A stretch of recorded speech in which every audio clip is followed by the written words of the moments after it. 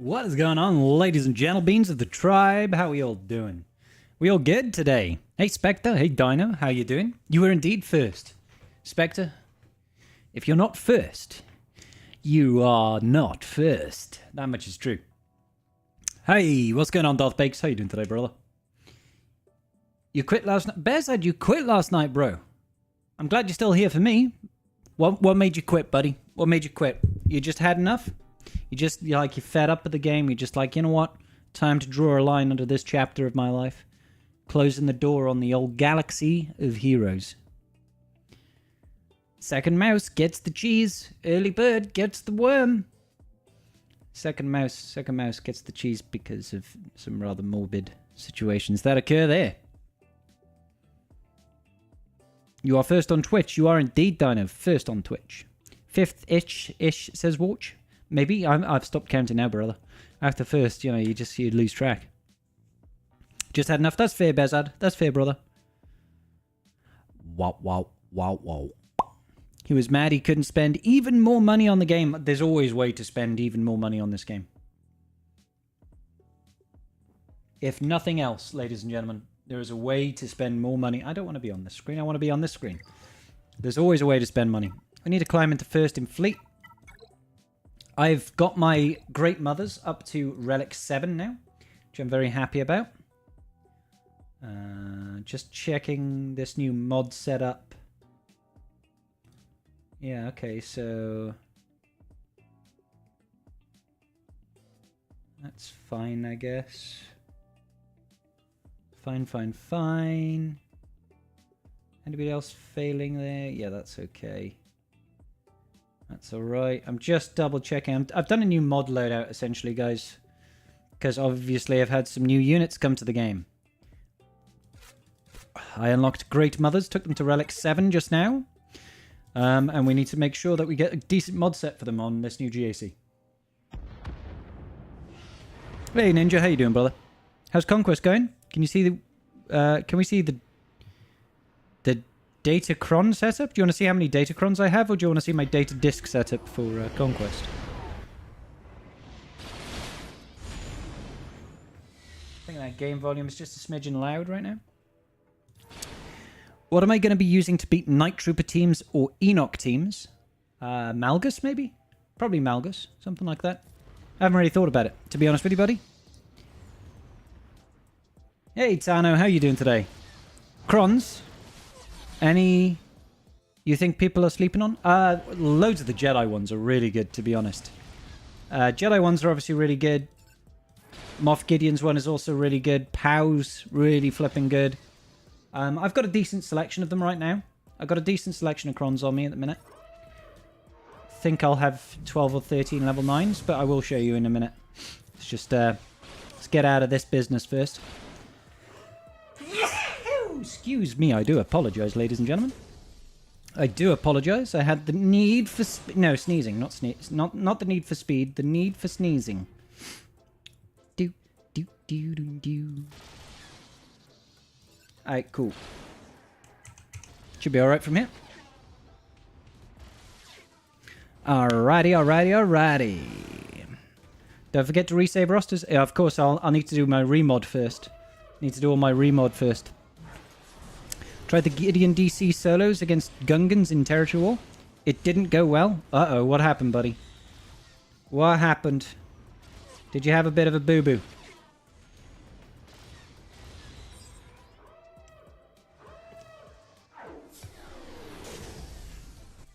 I haven't tried it yet myself.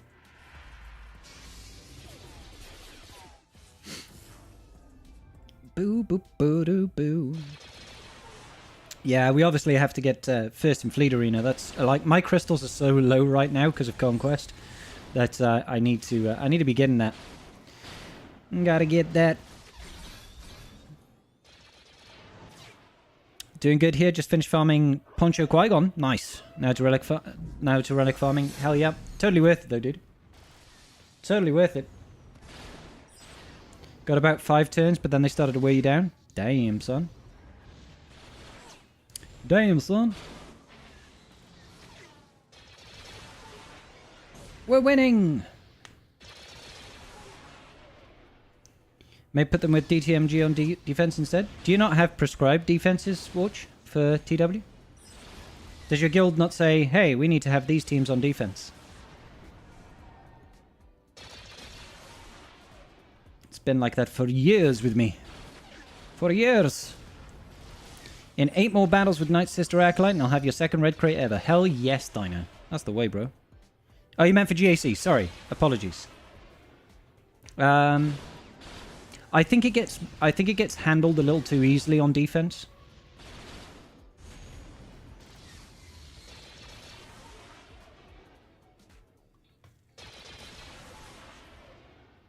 It depends on your Datacron setup and stuff like that.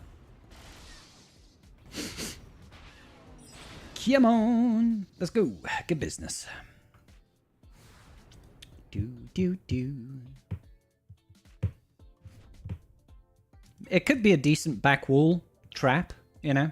Trap people on the back wall and be like, surprise, I bet you didn't plan for this. And maybe they did plan for it, but maybe they didn't. Your PC lives. Hey, Foxy, how you doing, bro? Ah, thank you so much for the resub. Appreciate you, my dude. So this is my Datacron setup currently. We've got, what, 13 level 9s. One of them is the Great Mothers that we just got now. It's looking pretty. Can't wait for it. It's going to be good. It's going to be golden. It's going to be great. And then we've got a couple of level 3s rocking. So we've got a Dark Trooper one that probably won't see a lot of action. Cassian probably won't see a lot of action. Death Trooper Peridia shouldn't because I've got the Night Trooper Cron. Eth Koth is brilliant. Great Mothers is broken as all hell. K2 is fine. 2 Gideon Crons, but they'll be fine. Spirit Cron won't see action. Zombie Cron won't see action. Pow Cron, hopefully you'll find some team of using him in 3s. Plo Cron, Shakti. You are very stressed. I don't blame you, good sir. If my PC blue screens, I get very stressed as well. Fortunately, it doesn't happen very often. Very fortunately.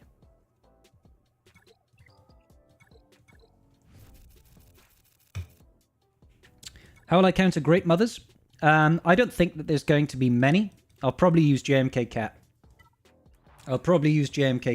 I'll just be like, nope, get rid of it immediately. Just do not fudge around with that business. Oh god, what happened yesterday, Fox? I mean, you don't have to say on stream, obviously. I need to do a little bit of... Well, we need to... Okay, fine. I guess I'll do my battles that are mandated by my TW officers. It's a shame I didn't have Great Mothers locked in and set up for this TW. That would have been sweet. What have we got? DTMG versus Jabba. Alright. Request. Jabba the Hutt. Mellow. They call me Mellow Yellow.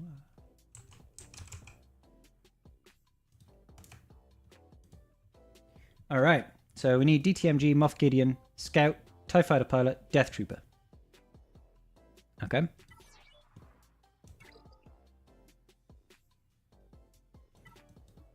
We will get the Imperial Remanantes. Gogandantes. Garaganto. Who are we using? DTMG, Moff Gidders, Scout, TIE Fighter Pilot, and Death Trooper. TIE Fighter Pilot, Death Trooper. Assuming the Gideon Cron.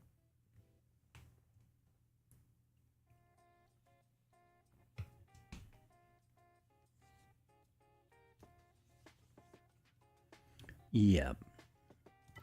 Gideon Cron over here. I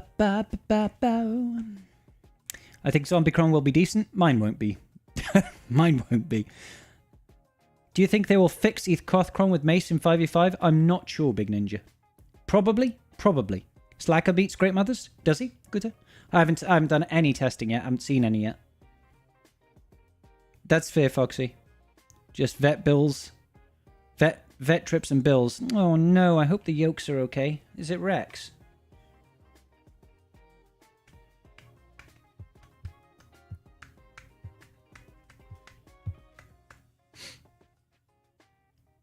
Okay, so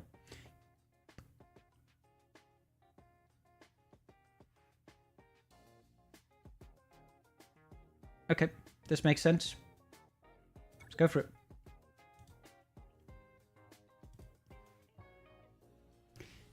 Having not invested in Gungans yet, could you still farm them free to play before the Naboo raid is over? I mean, you can. You're just running out a little bit of time to get the full benefit, that's all. That was a little bit of a shame.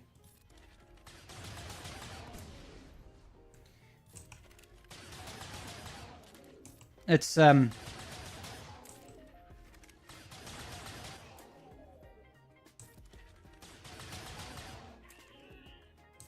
well, Gideon Kron is kind of dumb.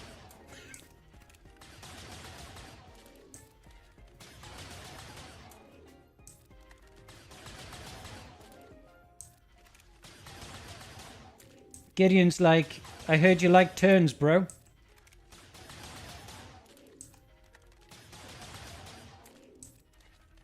So dumb, guys. Yeah, so basically, what have you got? You need the Gideon level 9, obviously. On the level 3, you want to have the special ability to use it to gain the buffs. So you're gaining 3 buffs here, right? And then over here, the level 6, you want the special ability to give you alert. And basically what's that doing is every single time we use a special ability, we're gaining 4 buffs. Those 4 buffs are basically translating into 4 stacks of insight. 4 stacks of insight is translating to a bonus turn or 100% turn meter and the resetting of cooldowns on Gideon. So he's basically just doing infinite turn meter. Now I'm going to cancel it because I want to try and get the banners back over here. Because I want to do this. That's basically it.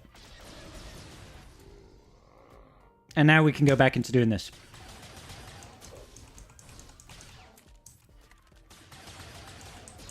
Good job. Good job. Totally balanced, guys. Totally balanced. Oh, and Gideon's AoE now does massive damage.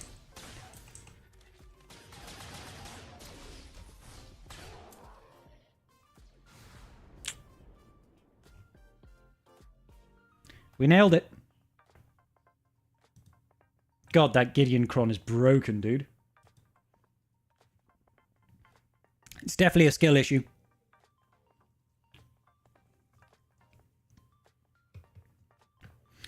Do you not have the alert on the level 6, JS? I think you do need the alert on the level 6, yeah. Because that gives you your 4th buff. Now that's a lot of jabber. Yep. That was a lot of jabber. Yeah, you might want to try and re-roll for that alert level 6, dude. Because that's where the gravy is, you know what I mean? Let's get into first in fleet.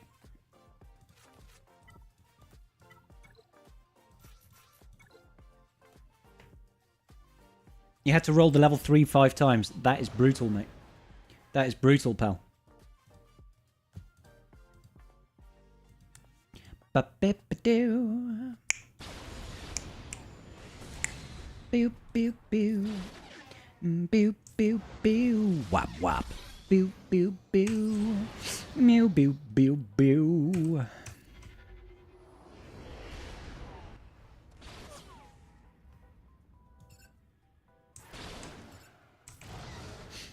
Good.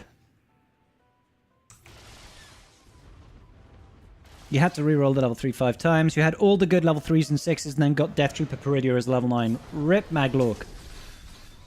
Rip, buddy. That sucks. Well, that's a huge bitch, as they say.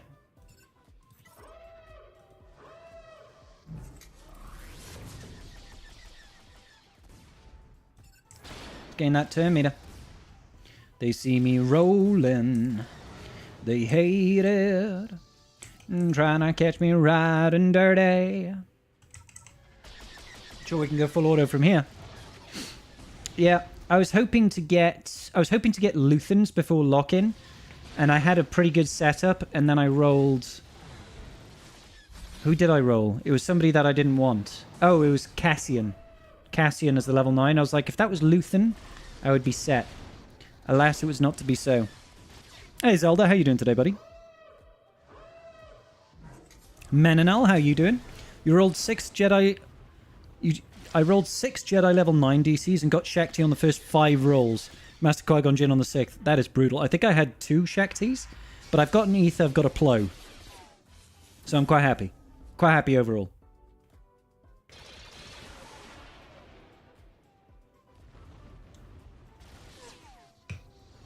Yeah, we're only going to get those reroll stuffs from the whale store or from winning TWs. Or even losing TWs, but... Yeah, it's a rough old business. You got the Ethcron, but you've got... you wanted Plo, but no luck. Alas, 'twas not to be so. It was not me. It was the one-armed man. Alright. I gotta see about trying to get this mod setup installed and ready to go for 3s. That's what I need. Bum, bum, bum. Bum, bum, bum, bum. So let's see what I need to do. How many spaces do I need?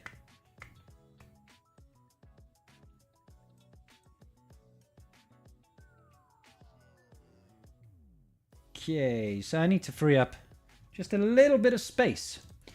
So let's sell those two. Actually, that's first and foremost. Select all of these incompletes. Hey, what's going on, my boy Wolfie? How you doing today, dude? You okay? You've got 3 Stormtrooper crons. Is it Stormtrooper? Just got your Mother's DC. Nice, Malik. Lots of defense and level 6 words in the proper level 3. Nice. What is the proper level 3? I didn't think the level 3 mattered. I thought the level 3 was kind of... eh. Okay. Get rid. Select. Sell all that. Go. Yeah.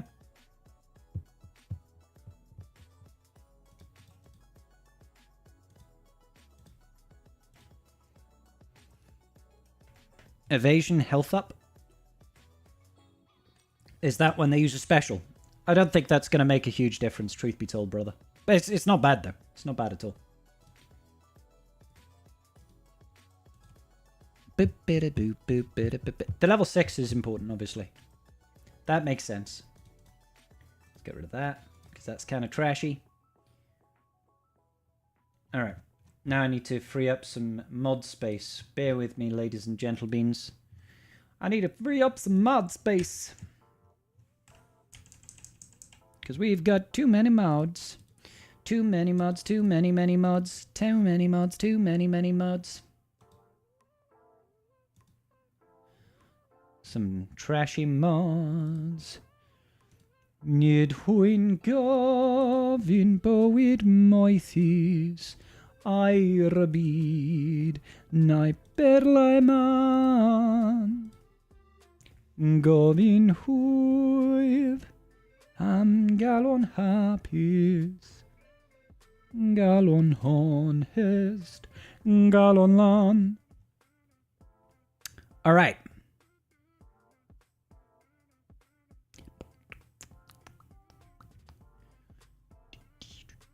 Oh, crap. I need to do that as well, don't I? Oh, crap. I need to delete multiples. Ruh-roh.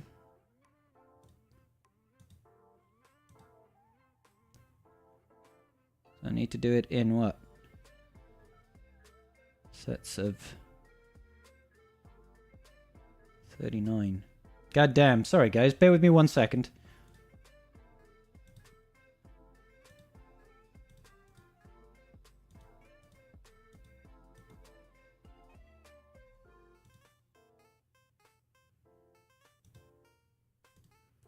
Just need to try and sort this business out. It should be stronger if mods are health. What should be stronger if mods are health? Thanks for the Conquest videos. YouTube now always starts with Swigger Conquest. Yeah, it's that's unfortunately an occupational hazard, right? It's an occupational hazard.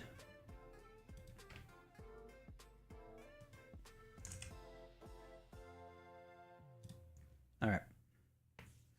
Let's see if we can even do this. Outlaw stream instead? Oh, can't be doing that, Watch. I'm sorry, buddy. You're very welcome, though, Goreka. I hate it when it does this.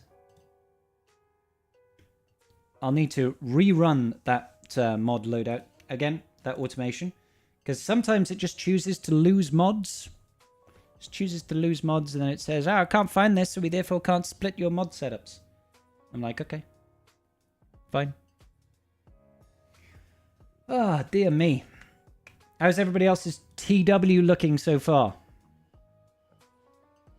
How long have I been playing Swugger? Sorry, I missed that. I've been playing since 2018, June 2018. So 6 years. Just over 6 years I've been playing. You streaming while Dota 2 International is live as a real dilemma. Oh, Danton, I'm sorry, brother. I don't want to get in the way of a Dota 2 International. If we were gacking or something like that, I'd be like, yeah, watch this business. But we're just chilling. We're just doing a little bit of TW. You know what I mean? And doing some remodding. Might do some testing of Great Mothers. I do have another team that I need to go in TW, though. So we've got to go up against Gungans with... Oh, a Hera team. Okay. Let's use Phoenix against Gungans. Request. Boss Nass. Anton Tenor.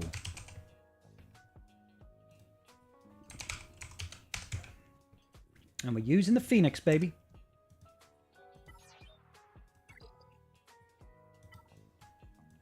I mean, my Phoenix are okay. They're okay.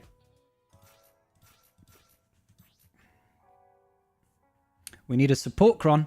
Stat. Alrighty. So, could do that one. Could do that one. Kind of want to save that one, just in case. Oh, no, it has to be this one, I guess. The level 3 shouldn't matter.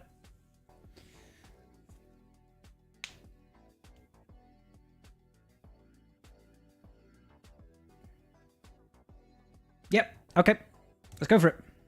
Managed to get Mothers and Morgan to R7 before lock-in. Nice business, Wolfie. That's good business, man.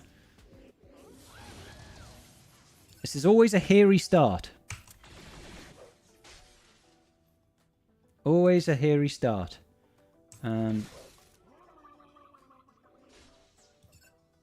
Alright. So, I'm just going to basic here. Just to cleanse somewhat. And let's go ahead and do this.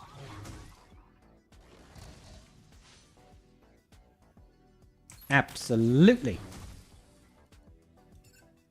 And then, I mean, it's a lot easier now that there's no like boss Nascron.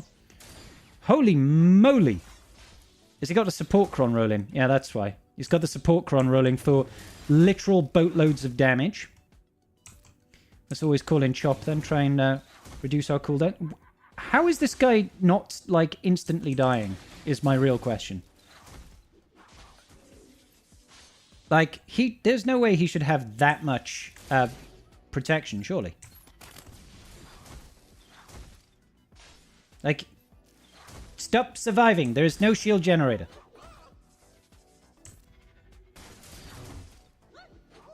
He even had Death Mark then. I suppose... No, he wouldn't have evaded. He wouldn't have evaded yet. Yep, let's just do this. Oh my god, Jar Jar, will you die?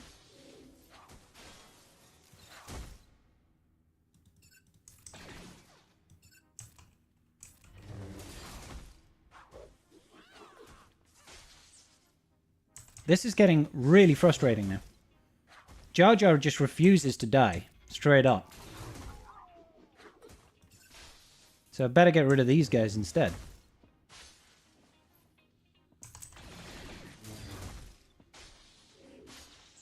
Harry. Oh my god. 150,000 points of damage coming out of Tarples.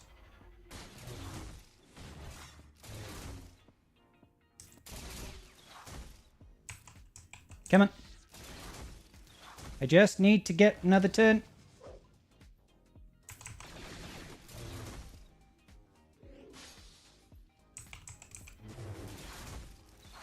Oh, please die. Please die. Stop just being a little douche. There we go. We got it.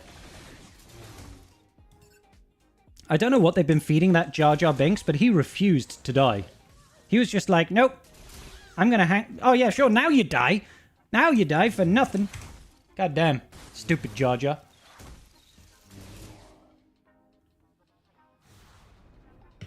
Oh, looks like somebody had already... Did I actually go in against a team that somebody had already battled against? I hate doing that. I miss out on 5 banners. They're off for nothing. Miss a no giving up. Absolutely. You faced a GL Ray team and ended up killing 2 Toons in the first battle, then took a Night Sister team to clean up the remaining 3. Great Mothers and Morgan both at R7, Asajj at R5, Night Trooper Peridia, Death Trooper Peridia at Gear 12. None of their attacks did much damage to any of them. Well, I had the Omicron on Death Trooper, and I had none on Great Mothers. Swept at the second match with no losses. Nice battle phrase. Have you heard about the special stats? Great Mother's Datacron can get offense, health. Yeah, Burrito, my Great Mother's Datacron has got a level 8 stat with nearly 90% offense. Like, just one stat. Look at that. Oh, sorry, 80%. 79.25% offense. On one roll. And then we got another 36% there. We got some extra defense, and we got some health and protection. But, yeah. Like, this one Kron has got 115% offense or so. It's crazy, dude. Absolutely crazy.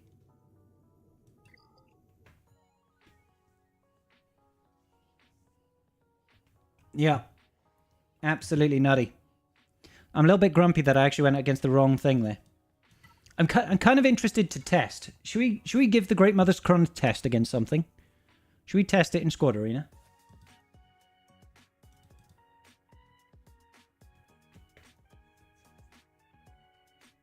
You're splitting the screen for my pretty face? Oh, thanks, Rain. Appreciate you, buddy. Just want to see my beautiful face, huh? Don't blame you. I don't blame you. Oh, crap. Has that remod been done?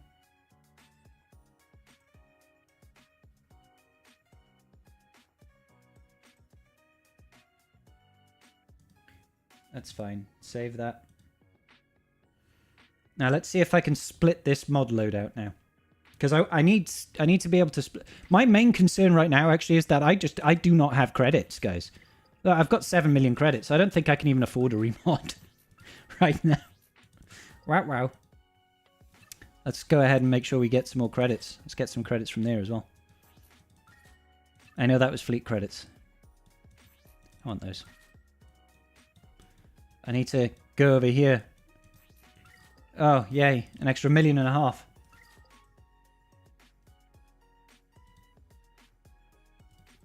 Split.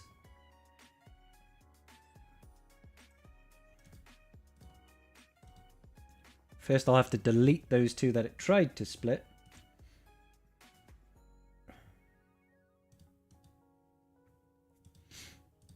I can confirm. Split.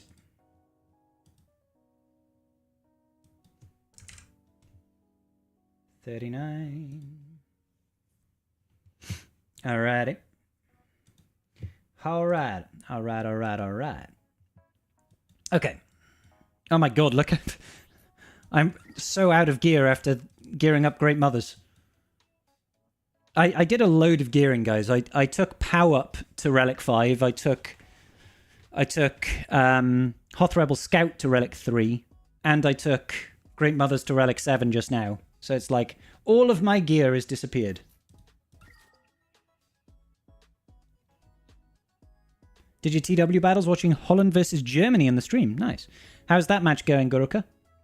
Hey, Mac, how you doing, buddy? Oh my god. I'm out of currency already. That's crazy. I would buy these credits, but I can't. Can you please, if you would? I need to spend my micro attenuators. I need to do some recalibrations.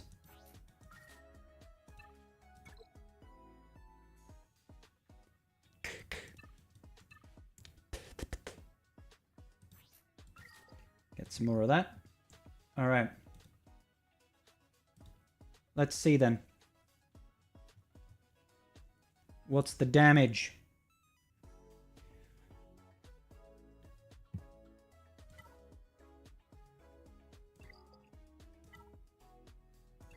It should should be okay to just about do it.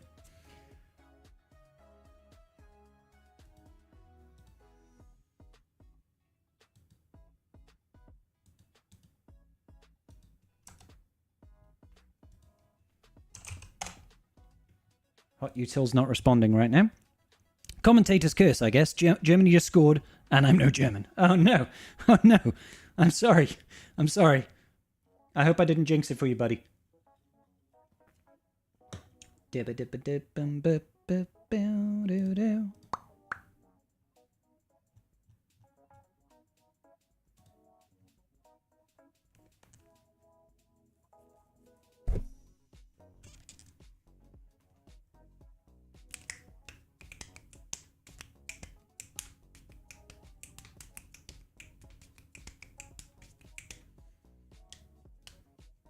All right, so just applying these mod loadouts now. Conquest has been ass. Oh, I'm sorry, brother. I find Conquest fun these days, but I'm obviously going to find Conquest fun these days because I pretty much have everything. So it makes it. Good zur Horen. I don't know what that means, Smog. Smaug. Ah, Smaug.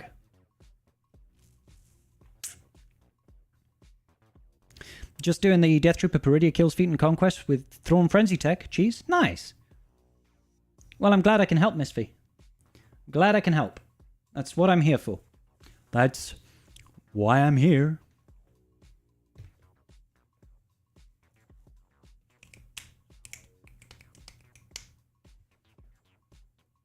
Okay, there's 1/4 of my mods done. Yeah. I'm wondering, like, I think Great Mothers is going to be so great. So great for future conquests. Anything that gets a bonus turn and does debuffs at the start of battle and then constantly gets bonus turns, she's going to make conquest so easy, dude. And I'm pretty sure she's going to be the solution to getting Morgan Elsbeth more kills. Because if she's dooming a character, they're going to be losing max health every time they take a turn and every time Great Mothers does a basic on them. So you can essentially just whittle away all their max health and disable their protection. So if Morgan Elsbeth touches them or sneezes on them, you win, right?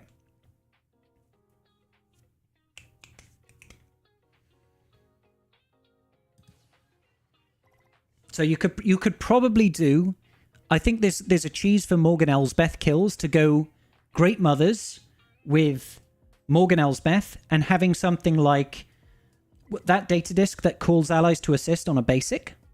Yeah? So it's constantly calling Morgan Elsbeth or it's calling in Great Mothers. Either way, you're either reducing max health or you're getting kills with Morgan Elsbeth. Still having things like Volatile Accelerator, Amplify Agony, and Weak Spot, for example. I think that's the best way to get kills with Morgan Elsbeth. Doing that on the Iden node should be golden. I want to say. I might test that out later.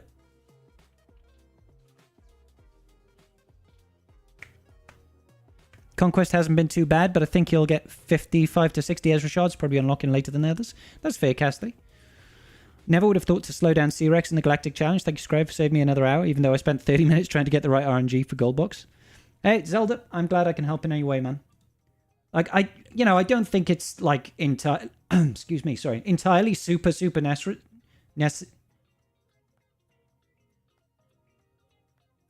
oh, shit. I totally loaded the wrong mod set there.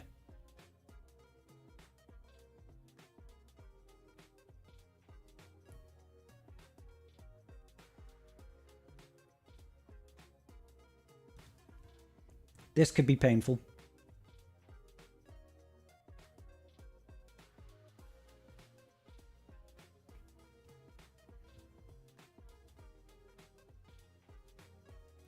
I didn't remod, I just TM rolled them and won. Yeah, I don't think it's necessary. I think literally it makes the very opener easier because you can just kill Mother Talzin. I don't think it's necessary at all though. Genuinely don't think it's necessary.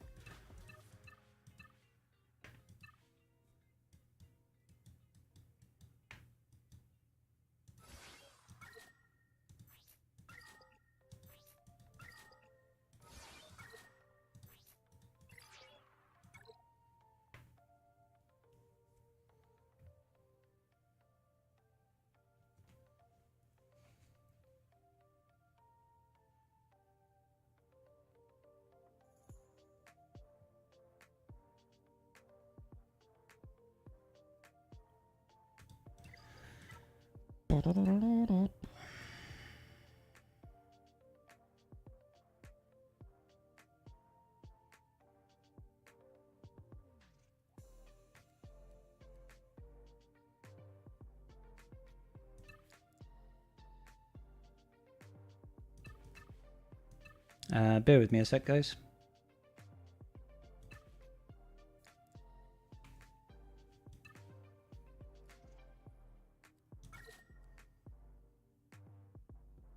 Bear with me, I'm just trying to fix all this crap.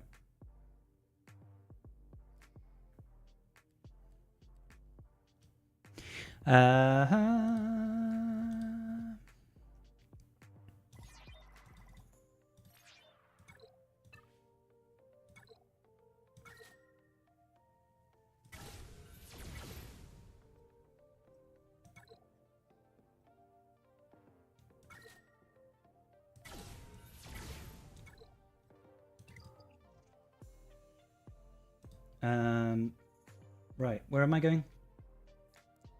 I'm trying to get my 3v3 mod sets loaded up. Okay, apologies. You couldn't get Morgan or Death Trooper Peridia, so I skipped them and got everything else. That makes sense. Like, I definitely think most people should be skipping the kills with Morgan Elsbeth because it's really not worth it. Red crate tomorrow? Nice. Hey, peace out, Guruka. Your Gear 11 and 12 Phoenix thought it was... She'd kill everyone that wasn't C-Rex, though.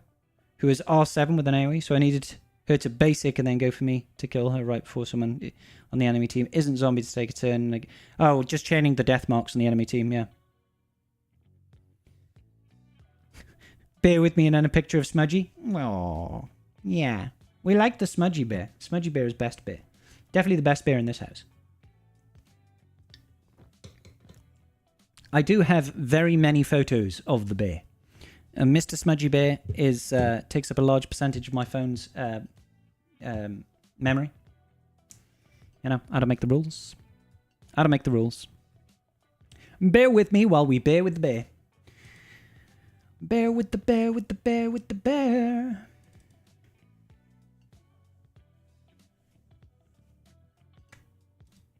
Do, do, do, do, do, do,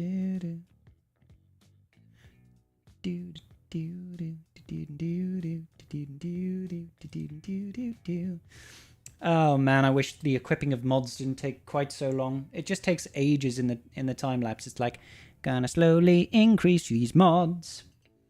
I do want to test out Great Mothers though, guys. I want to test them out. I want to see what this Datacron is all about. I've heard that her with her Datacron is absolutely knuckling futs. So I definitely want to try that out. You know what I mean?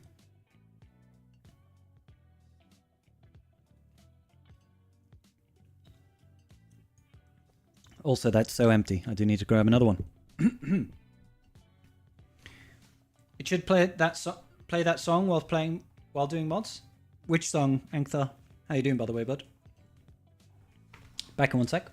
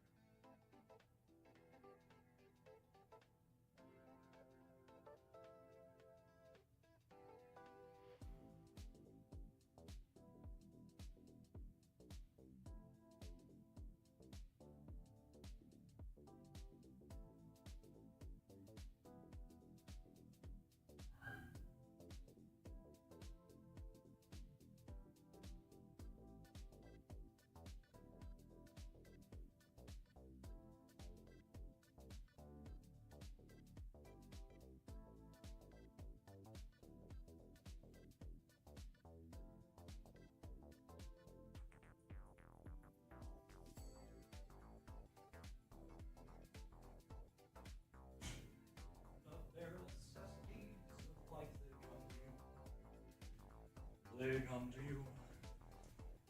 The birds are singing in the trees. They're making music just for me.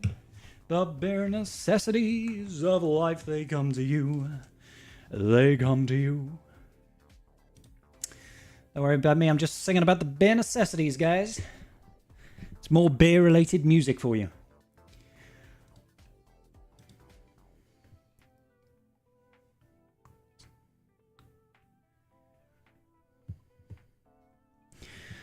Right. The jingle I just sang. I can't even remember it, mate. My short-term memory is legendary. At least it would be if I could remember it. You know what I mean? Sonjita posted a video earlier today doing squad arena testing, and he tried 5 GLs, including Seabane, Malgus Malak Monstrosity, and Slacker beat with 50 banners. Ray did it with about 57, but he needed Cat and also JMK with Cat, and Gas did it marginally. So Gas can beat Great Mothers, that makes sense. Really, Gas can beat Great Mothers. I would have thought, oh no, because Gas keeps on like sitting and standing up again, isn't he? It's kind of weird. Although it feels like in Conquest, that is an infinite way of gaining infinite bonus turns. Gas with JMK. I'm just thinking one of the feats for Conquest is gain 100 bonus turns, isn't it? If you go up against a Gas node with Great Mothers, you take a bonus turn, you get rid of Gas's protection, he sits down, he then stands up, you get a bonus turn with Great Mothers, and can't you just keep on putting the Doomed on him for infinite bonus turns? Would that work? I don't even know. I'm not sure what the... I don't know if you get your bonus turn before Gas stands up again. That would be the real question, right? JMK needs Gas and Cat. I'm pretty sure JMK just needs the Plocron with Plo. I think if you can do JMK, Cat, Padme, Snips, Plo to beat Great Mothers.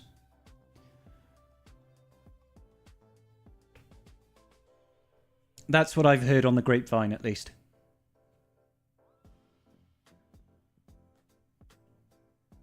Unfortunately, my squad arena is not super competitive.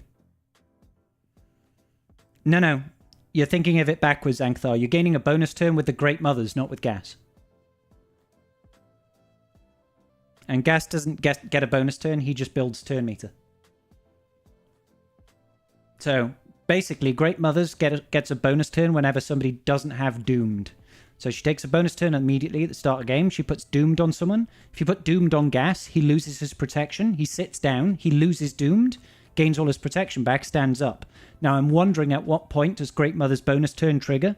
If it triggers after Gas stands back up, she can just continually reapply Doomed to Gas, gaining bonus turn after bonus turn after bonus turn after bonus turn infinitely.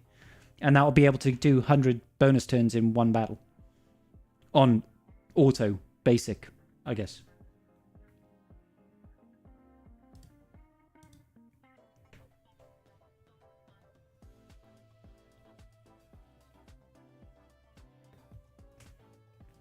So I just need to know because if she doesn't get that bonus turn until he stands back up, if she gets the bonus turn before he stands back up, it doesn't really work.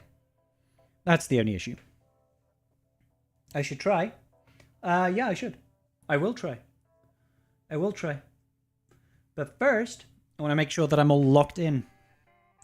Gotta lock it down, boys. You know the drill.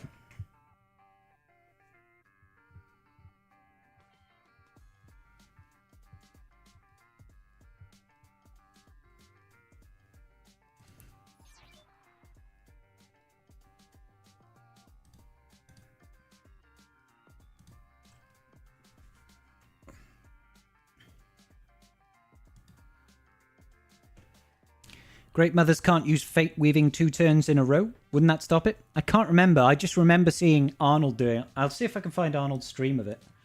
Let's have a look. Because he was doing some testing, and at one point he was going up against Gas.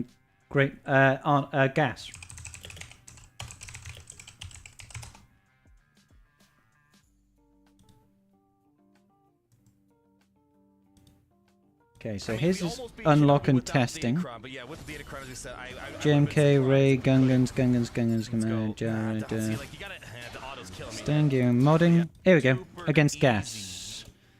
So let's get you all in the loop here real quick.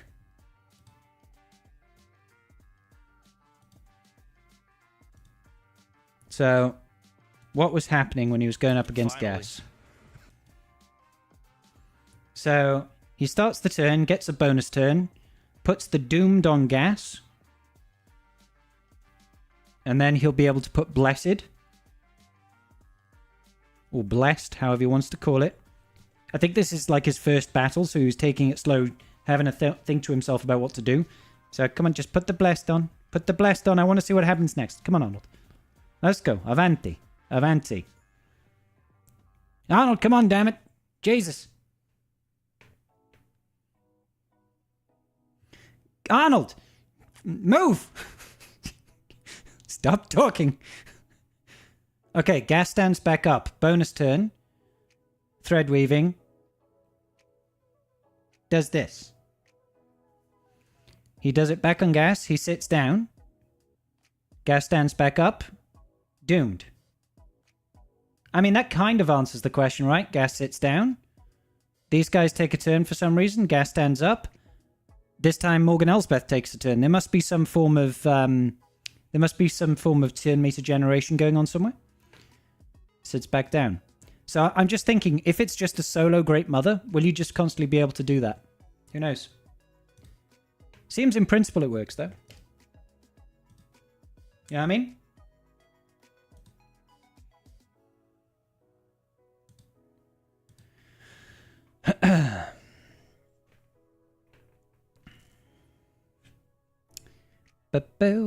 Well. 20 key cards and I'm not touching any more fleets. Any more feet, not fleets. I was like, what? Trying to cheese the Gungan feat. I've been throwing Slacker in with the 4 Gungans and hoping Slacker can just solo after they all die. You're at 4 out of 15. Yep. Instant sit down on gas is great. Well, you disable his protection. He's just like, oh, I've got no protection. Better sit down. And then he sits down and gets rid of all the debuffs on him. And he's like, oh, I've got full protection. Let's stand up. Not infinite bonus turns, but definitely achievable. I mean, I think you can make an infinitely looping turn meter out of that. I think you can make an infinite out of that, for sure. When does the check happen? End of turn, right? Do you mean the check for thread weaving, fate weaving? I genuinely don't know.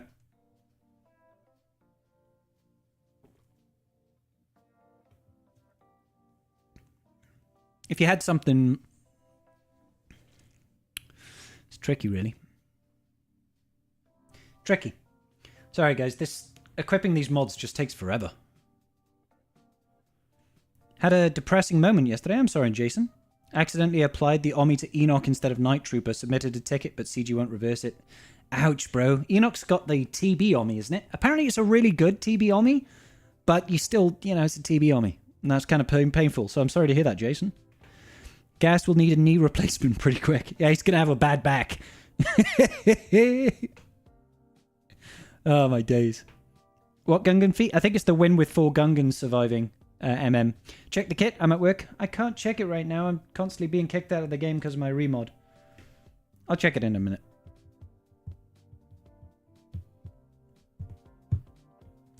Boo, woo.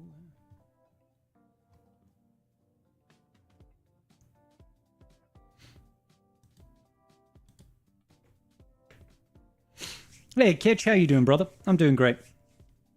Swago.gg. Yeah, I could do that. Which sector? I think it's a global feat, so it can happen anywhere. Almost applied an Omni on Gungan TW when my Gungans are all purple. That could suck as well, Kit.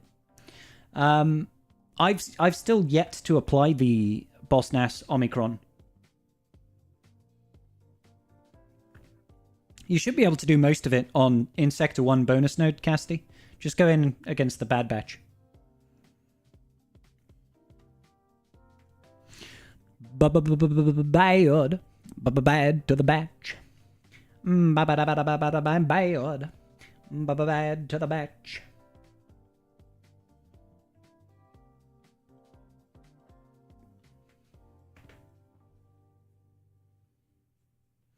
Just trying to get a ton of stuff for the raid, always. Always trying to get tons of stuff for the raid. It's the best game mode.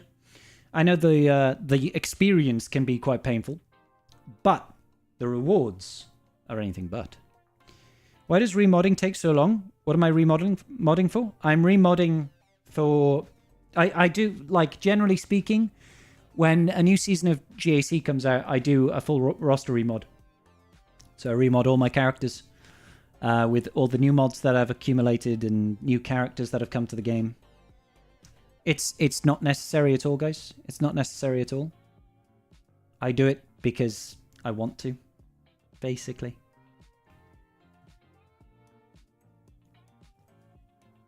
So I am. Apparently, I'm now live. Why is Stream Elements saying I'm now live? Like, I've been live for quite some time. Like an hour. Stream Elements, get with the program, brother. Get with the program, baby. If I cared about threes at all, I might, but I care about getting some crystals.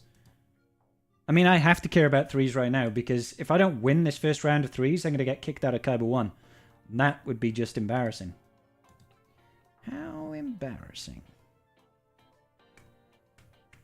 You remod because you can. Yep, well, pretty much, yeah. Yeah. I do it because I can.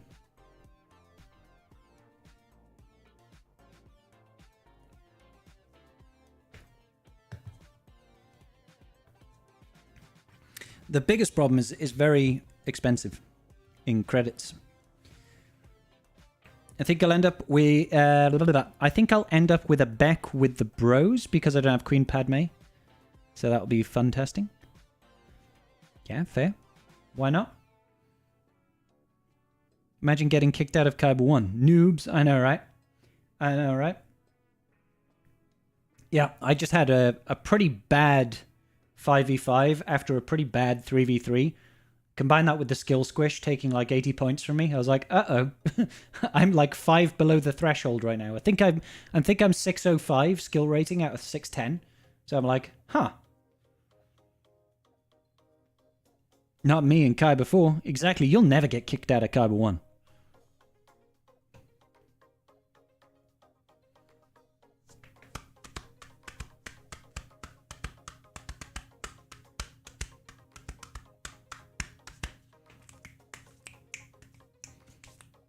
You're in need of Kairos. You have 1 GL, 3 Conquest tunes, and 1 rack away from another GL.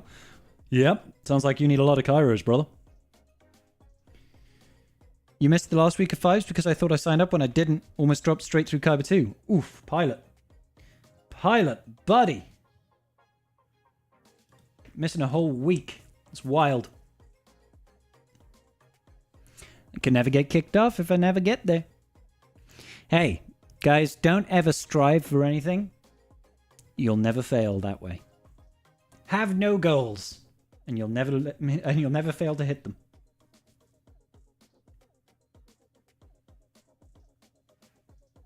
Enjoying your life in C4? How explosive. It's your first TB Omni for a reason you would have preferred if you accidentally applied it to Death Trooper Peridia.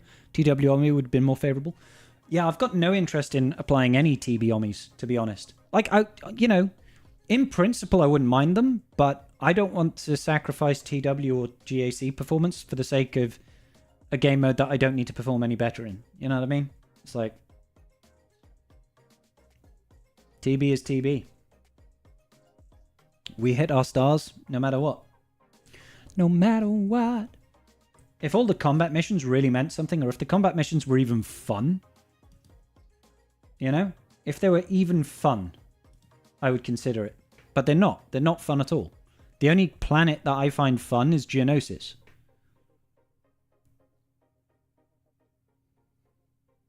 So, I think we may have nearly finished our mod loadouts. Auto or bust, says Bomber.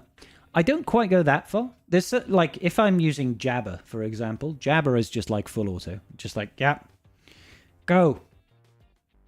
Leia is usually a full auto team. Certain areas with Gungans are full auto.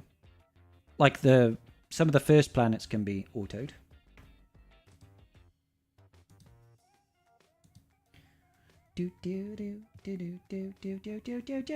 Okay, I think we're in business.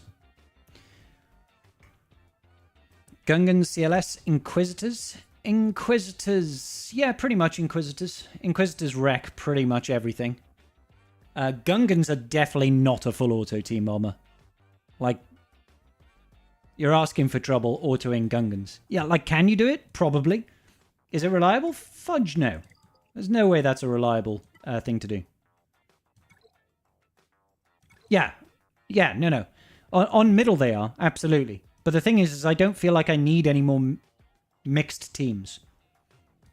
On light side, but even on, like, Mandalore, they kind of suck.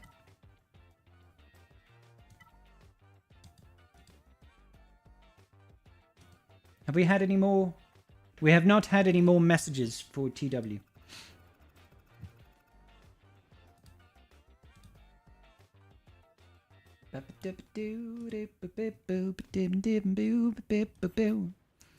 Looks like we are shredding this front wall. Our opponents are having some difficulties beating this first wall. Who are we facing today?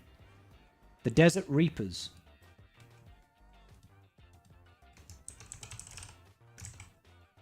Desert Reapers. Swugger.gg. I mean, they're a 604 mil GP guild. They did get 42 stars in a row.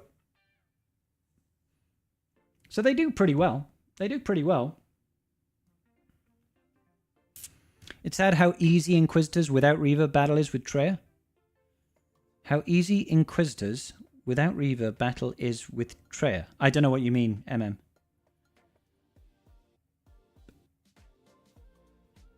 Oh, sorry. Are you talking about how taking out a Grand Inquisitor team with Treya is easy? Is that what you're saying? But I mean, Inquisitors without Reaver is just easy. End of sentence. Reaver is the only thing that makes that squad do anything. Unless you're like, I'm going to take Jedi against Grand Inquisitor. Currently pushing Profundity. You mentioned you think you are getting a new fleet at the start of next year. I don't have Leviathan either. Think you should continue. It depends how far along you are, Tech. Yeah, I think you should continue. I never encourage people to base their farmings on what might happen in the future. It makes sense to me that a new fleet is coming at some point, and most likely in Q1 next year. I would imagine that. March, April, maybe something like that. New fleet. That makes sense to me. Do I know it's happening? Nope. Do I know what it's going to be? Nope. Is it going to be a new bandit fleet? Don't know. So should you plan to farm for it? I don't know. I can't advise it. So farm what you're currently farming. And then if we start seeing some new ships drop, that's usually the indicator. If we start getting new ships, and if it's for, say, a faction that needs some loving, or is a faction that is brand new, you'll be like, oh, hang on, I think we're going to be getting a Mandalorian fleet. And then you'll be like, maybe now's the time to not think about going after the Leviathan from scratch. Maybe we go for this new fleet. That's what I'm thinking. Don't Inquisitors get stomped by Phoenix? They do, Inquisitor Tano. If you have Captain Rex.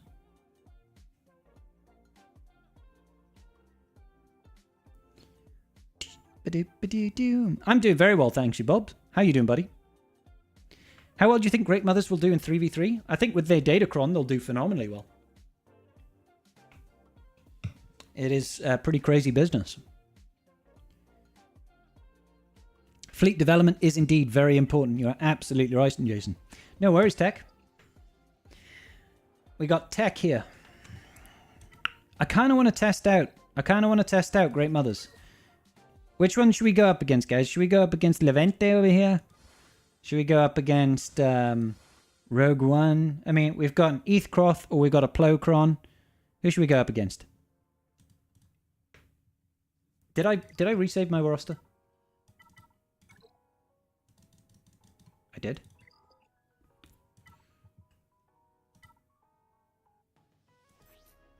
Shore Trooper has no gear, so I don't care about his mods.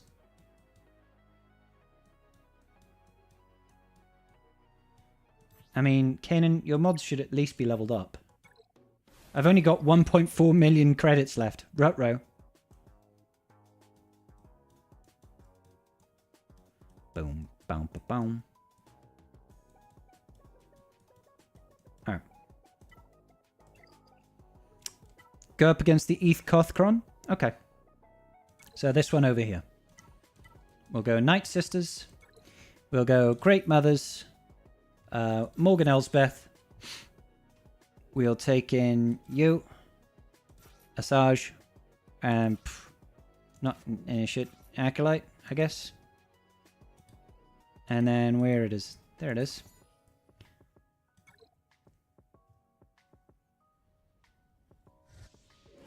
Alright.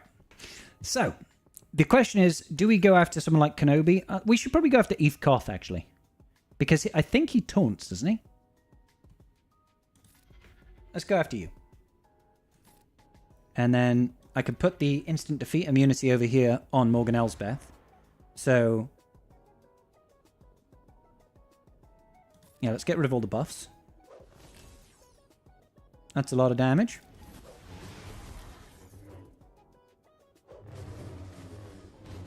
Yep, can't insta-kill me, honey.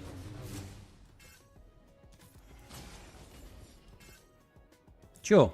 Go, whap. It's good damage. You did. Let's get rid of the bonus protection over here.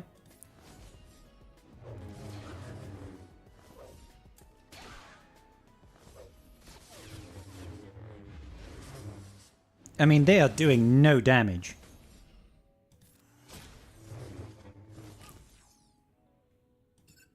Let's get rid of the protection over here. Oh! Was that 200k? This is a Relic 3 Night Sister Spirit. That's a Relic 3 Night Sister Spirit doing 200,000 points of damage on a basic. Wow. God damn, son. Gotta watch out for that spirit.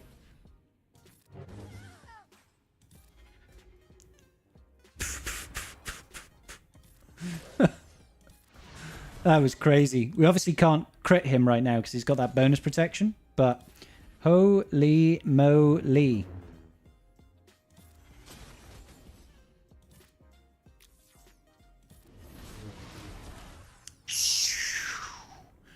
Wow. Wow. That's insane, dude. The power creep is literally insane. JMK has been the most OP GL ever, and now a Marquis is dismantling him. Yep.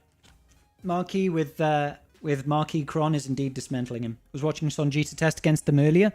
They completely ruined Jabba. And JMK. JMK went from pain on defense to Chuckles. I'm in danger. That's for real. That's for real. It's weird that Kenobi is getting no protection up at all, because with Padme that bonus protection cannot be prevented. Well, she was dead, wasn't she? And he did have protection up. There was lots of purple there. Super Marquis. Elite Marquis bomber. Elite Marquis. For example, when Leia inflicts ambushed on an enemy, they still gain protection up, even though they'd be immune to... yeah, he was still gaining protection up. He had protection up. GLs are being back to just another tomb that require way too many farms to get. GLs, for the longest time now, like, I've been over this before. Like I've said, maybe not in videos. Maybe not in videos, but I have talked about it on stream several times. How I really, really don't like this trend that CG has at the moment, where marquee teams are coming in and beating Galactic Legends all the time. What is the point in having Galactic Legends if they can't hold reliably against stuff? We've got 8 Galactic Legends in the game, and you could set all 8 on defense, and they could all 8 be beaten by non-Galactic Legend teams. So it begs the question, why do we farm them? It's like, they're the biggest farms, the most expensive farms in the game, and they still get trampled. Like, I'm not saying they're easy teams to beat, but they should be like they should a galactic legend should more or less require a galactic legend to beat. It shouldn't require a a galactic legend or this particular team or this brand new marquee team if you have this brand new Datacron. It's just a little bit irritating. Those sort of situations should, in my opinion, really be the exception and not the rule. You know what I mean? It should be a rare exception that a marquee team with a Datacron, a particular Datacron, is powerful enough to beat a galactic legend. There should be like one every set of Datacrons that works. Not like 4 or 5, because it just ruins the investment. It's like makes you feel a little bit crap about it.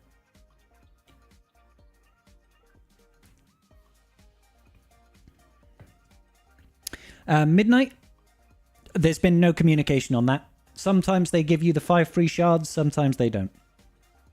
Kind of wish you spent the resources on Baylor and Skull's requirements and not GL Ahsoka's. Both is always good. Marquee plus Datacron is money. Well, obviously, Jill. Obviously. They certainly did at some point a total of 180, remember? Yeah, of course I do, Igeldus. Yep, they totally did. We don't like non-galactic legend teams beating galactic legend teams because it goes against the investment. And that's when we got the great nerf, where Watt got nerfed, and Gas got rebalanced, and Luke got rebalanced, and all that sort of business. Vader got nerfed heavily. Darth Vader, not Lord Vader. Because they were like, we don't want people to be just walking all over galactic legends. And then look at the current state of the game. Gas beats Rey, and Starkiller beats Rey, and Malicos beats Rey, and you know what I mean? It goes on and on and on. You know, Inquisitors beat JMK, and they beat Jabba, and they beat Leia, and it's like, all right, okay. And now Great Mothers beat everything. GAC is no longer a game of chess. It's just a bad game of checkers where you need Team A to beat Team B. There is little thought anymore. I wouldn't go that far. I think the biggest problem with GAC is the fact that there's just too many offensive options. Hey Vash, how's it going, buddy? You may still have the time to farm up resources as long as you laser focus. Yeah, it depends. Hey Shift Dan, how's it going? My Empire team with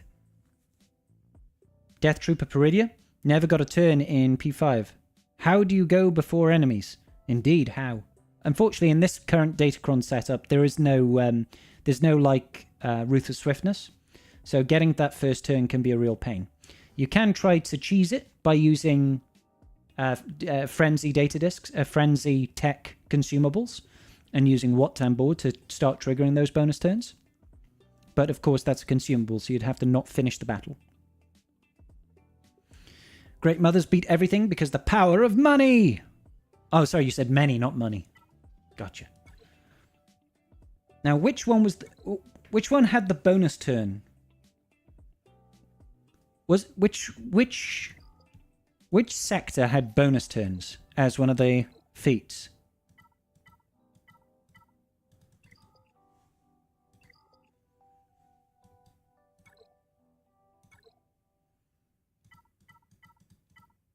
See, I didn't even bother doing it. I don't need to. I've read books a long time ago. Shouldn't Great Mothers also trigger a Frenzy consumable? It depends if their bonus turn counts as a special ability. DK, Mognalos, Gungans. No. Sector 2, is it?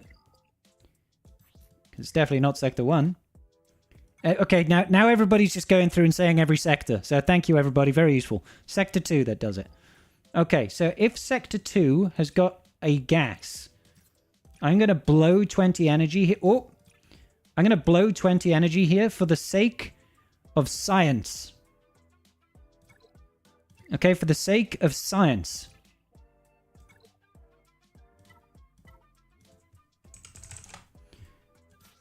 Great Mothers, solo.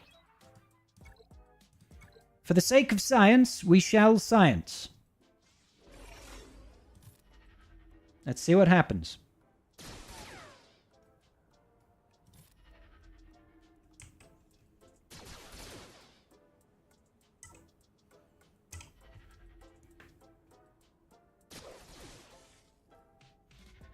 I mean, it looks like they do get turns all the time, but it kind of works. Kind of works. We will eventually die to the damage output. So if you have something to help you recover. So I'm guessing putting what in here with the recovery tech or protection recovery tech, something like that, could be good. You think? I think that counts. But yeah, all of these turns that she's taking are bonus turns, so it's kind of useful. That's kind of useful. You just need to go, if you went in with what and put the recovery tech on, or if you had some data discs over here that we'd need stuff for recovery essentially. So, you know, you'd have stuff like you don't want anything dealing damage. Protection recovery, whenever an ally gains a buff, recover 5% protection. Sure, we could have that one. Evasive techniques. Did I have 2 of those? Did I see I had 2 of those? Yeah, I've got 2 evasive techniques. So, no, that's only 1 instance. It might trigger twice, but wouldn't want that. Wouldn't want that, wouldn't want that. Protection shield, critically hit, recovers that. Vitality, sure, you could keep that on. Don't need massively overpowered, obviously not. Don't need any of this. Wouldn't need that. So having stuff like this, extra, you know, stuff and things. I thought I had something that's going to... When an ally is inflicted with the debuff, recover 3% health. And you could have stuff, consumables for a load of extra stuff. And then you just go in with like, you know, go in with what Tambor.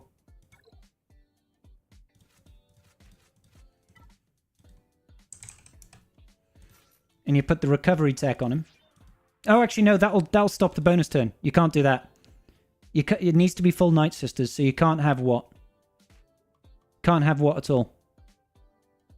Turn down for what? Can't happen.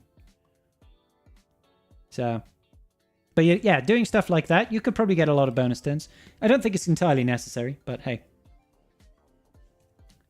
Good to know. Good to know.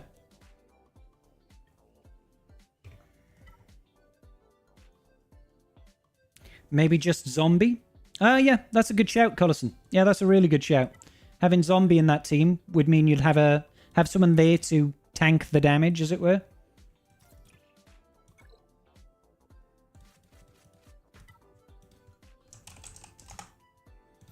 That setup, that would work. Right?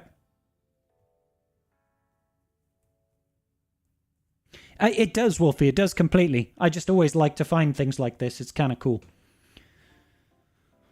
Do enough battles with Jedi Knight Cal and you get it easy? Yeah, like I said, I don't find it a difficult feat to do. Like, there's so many things that give you so many bonus turns, right? Like, you know, it's like you said, Jedi Knight Cal Kestis, Grandmaster Yoda, Darth Vader, Maul, loads and loads and loads of teams that can get it done. But this stuff is just fun to see. You know, and some people just like to be able to get it all done in one battle. So, just apply Pow Zombie. Easy. No, Vash. No. Get out of here with that trash talk, Vash. What did I change in my roster? Oh, I leveled up a mod, didn't I? I want to try this again. Oh, should we try it against Leia? That was a rhetorical question. We're trying it against Leia.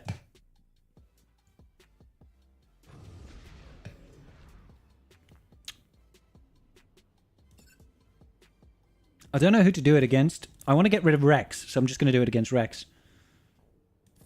And then if I put this over here, because there's no insta-kill in this team. Bibbidi-boobidi-boo! Plink. Yeah, let's just do this. Goodbye! Shouldn't she be having, yeah, I was going to say, shouldn't she be having one of these?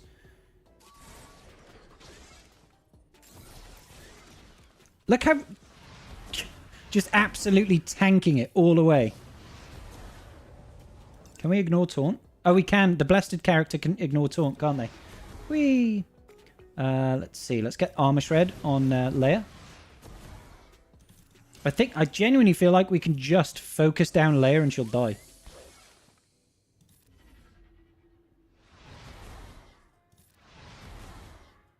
It's good damage. What Cron have they got on? Ah, okay, there's tank protection Cron. Alright, makes sense. Pew pew pew pew pew pew. Plink. Plink.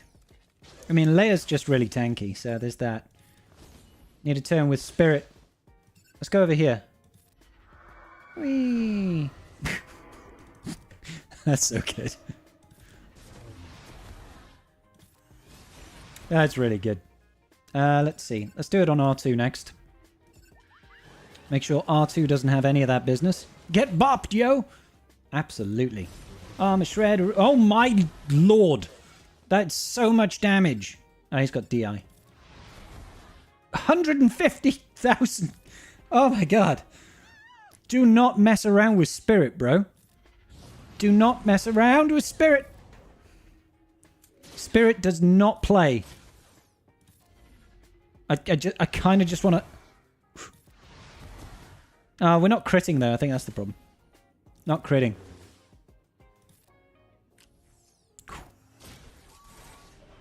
Alright. That's enough out of you.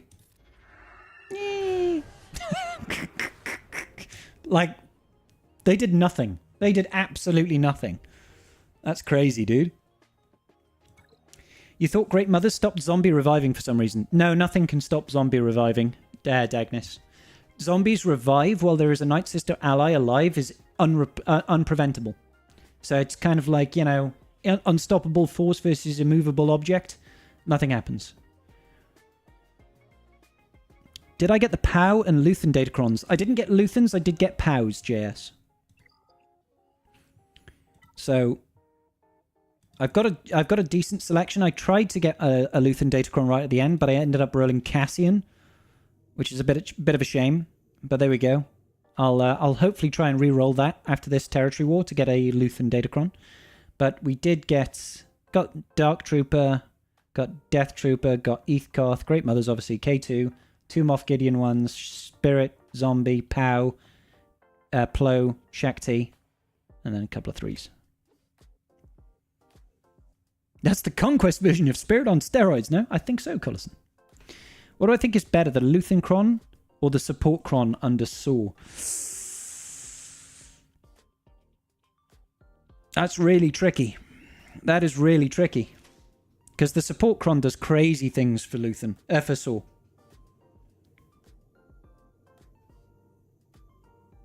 You're keeping the Support Cron? I need to remind myself what the Luthen level 9 does. So Luthen says, Axis bonus, which is what you'd have under Saw. Whenever an ally takes a turn, enemies lose a stack of explosive trap, and this can no longer defeat enemies. Woohoo! Whenever it detonates, inflict all enemies with protection, disruption for 2 turns, can't be copied, dispelled, or prevented. Just makes it easier to kill them, I guess. Whenever an ally attacks out of turn, they deal 35% more damage. That's nice. That's nice, but I don't think it's that great. I don't think that makes up for the level 6 support Cron. But I might be wrong. Especially because... Well, no, you would still have a... Because Chirrut and Baze are still Rogue One. Having 100% max health and protection, 60% offense, 20 speed is still kind of nice. If all allies were Rogue One, you won't get that. It's tough, dude. I'd have to do some testing. The support one feels so much stronger. I think the support one is absolutely terrifying on defense. Because if you can't shut down that Luthen team fast enough, like, somebody's going to one-shot something. Kyle Katarn is just going to be like, oh, by the way, AoE, and like 3 people will die. And you're like, ah! So there's that. I've got a lot of health steal on this Cassian one. What is that? That's what, 57, 58%? So, you know... We're talking 90%, 120. That's a lot, dude. That is a lot. Now, that's a lot of damage. Now, that's a lot of health steal. Yeah, the Cassian one sucks, dude. Like, Cassian dealing additional... he's got additional max health and protection per relic amplifier level, and damage they received is decreased by 15%. It's like... It's just garbage. I feel. Why do I have it? Ask CG, Pengy. Ask CG. I wish I didn't. I wish I didn't. I've got a POW one. I've got a K2SO one. I wanted the Luthen one, and I rolled Cassian. I was like, damn it! Damn it, Janet!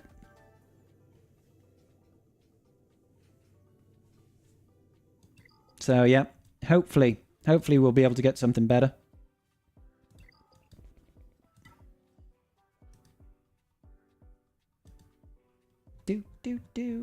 Somebody said something in TW chat.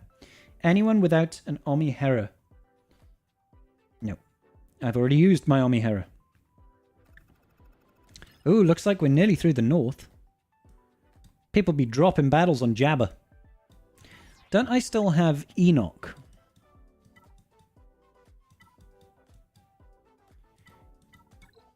Hang on. Imperial Remnants. But it's got this guy. I should have used this guy with my DTMG.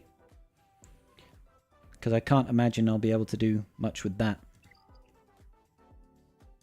Do I have a Datacron video? I barely know how to use / upgrade them. Not really, Cassidy. I don't. I've got a Datacron video on how to farm them effectively, but not like what is a Datacron. So yeah. Your guild got through the first wall, that's nice. Nice. Good stuff, Pengy. You have the Luthen one for when the support goes away, but the support just feels so much stronger. Yeah, the support one is just kind of nutty, isn't it, Wolfie?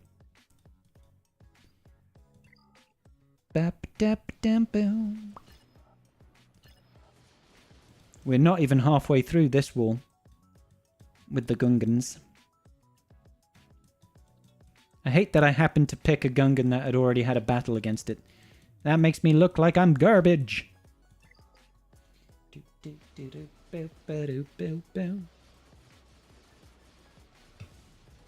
Ah, good times. And let the good times roll. So we've got another Leia-cron over here with the Stormtrooper Han-cron. Anything else that we can face? What's at number 3?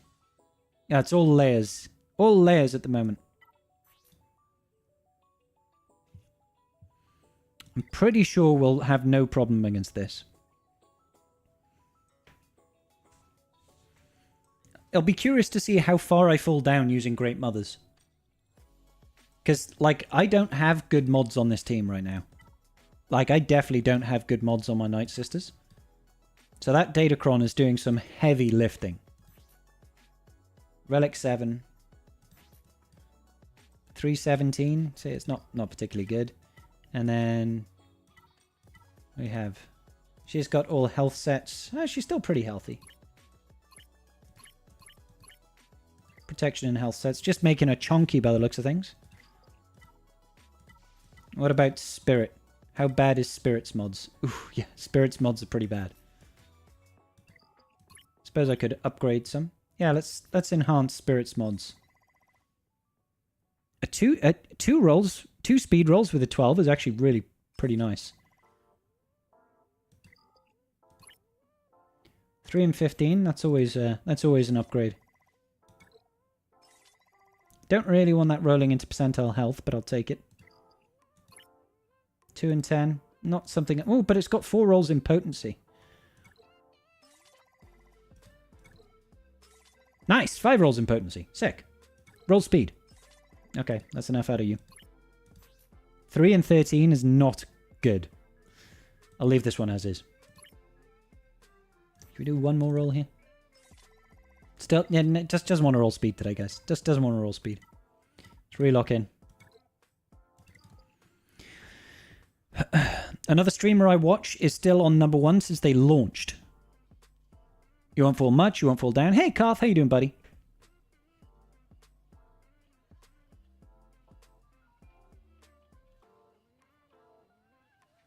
What is that Raging Wolf Helm icon you've got next to your name there, Karth? What's that about?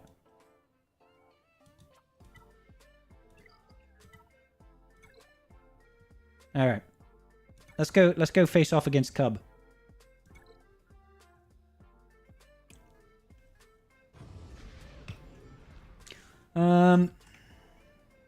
I guess we'll just get rid of Stormtrooper Hand's protection.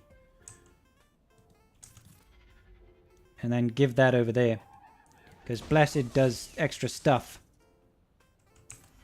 Plink. Big hits, maybe? Oh my god, bye Stormtrooper Hound. He just disappeared. He just absolutely disappeared. There's definitely some crazy business going on right now. Oh, they don't like my Asajj.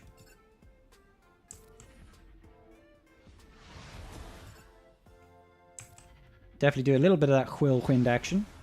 Oh, he is so dead. See you, Drogs. See you, Drogs. Nice knowing you, buddy. Get rid of that. Let's get the armor shred on Leia.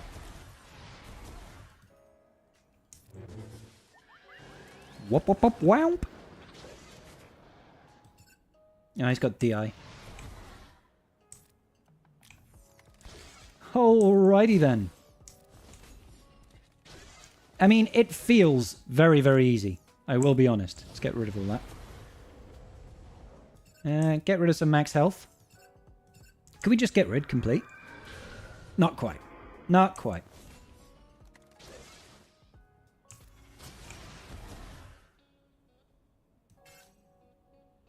Sure, let's just do this anyway. Womp. All of the wompage. That's some really solid damage on that whirlwind. Armor shred. She recovered all the protection. Pretty standard. Big hits. Yeah, more hits and stuff and things. Let's just auto it, guys. Let's just auto it and see. You've been hit by. You've been struck by a truck. Hey, Desi. How you doing today, honey? The badge was earned for watching Elden Ring during the initial Shadow of the Erd Tree expansion pack. Ah, thanks. Good to know. Good to know. Warp, warp. I feel like I should get rid of R2 just to get rid of the extra bonuses, but I've kind of committed now. Oh, well, there you go. God, the damage is insane. The damage is actually insane.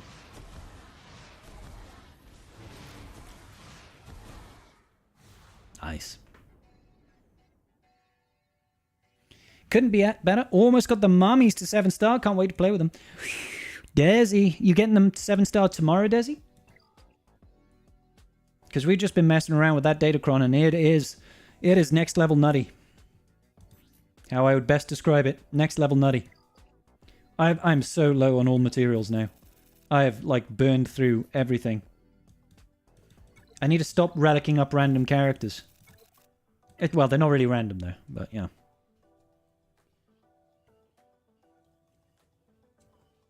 Desi, it's almost like somebody could be confused in thinking that you like Night Sisters or something. That would be really weird if they thought that. Boop-a-doop-boop. Gasp! Shock! Horror! Just joined. Looks like the mothers are mothering. They are, Josiah. They are mothering rather well. The mammaries are mothering. Thanks for the Conquest Red Crate videos. I should have your first Red Crate. Nice, Josiah. Congratulations, brother. Getting that Ezra Conquest. Is pushing for Levy as your first GL fleet worth 30k saved crystals? My fleet arena is full of executors, so I'm wondering if it's worth the investment. So, Collison, it's really a case of... The refresh cost, I think, is 25,600 or something like that to get a 7 stars from one event. It's there or thereabouts, right? Leviathan kind of needs to be 7 stars to really hold well in fleet. The Executors might still be able to beat you for sure, but you'll definitely be able to climb to first and pretty much on full auto, which is nice. That is a nice convenience. Now, it depends where you are in fleet currently. Do you get first in fleet currently?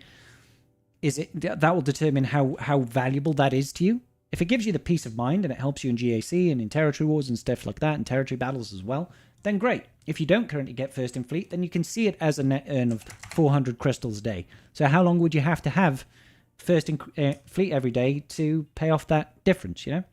25,600 divided by 400 crystals, 64 days. It's 64 days worth of first, basically, is what you need.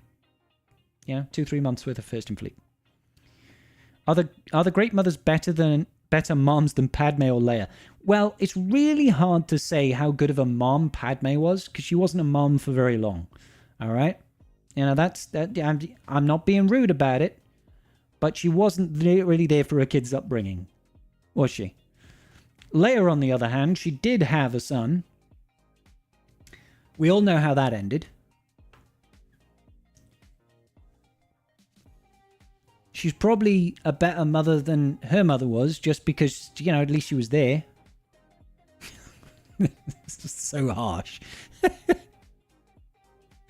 So, the Great Mothers, I mean, they must be pretty good. I mean, it's in the name. They're great. So, they're probably number one as far as mothers are concerned.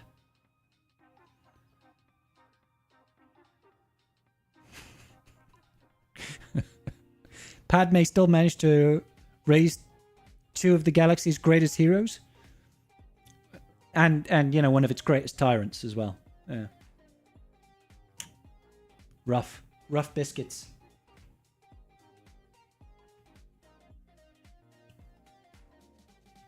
Imagine if she had more time.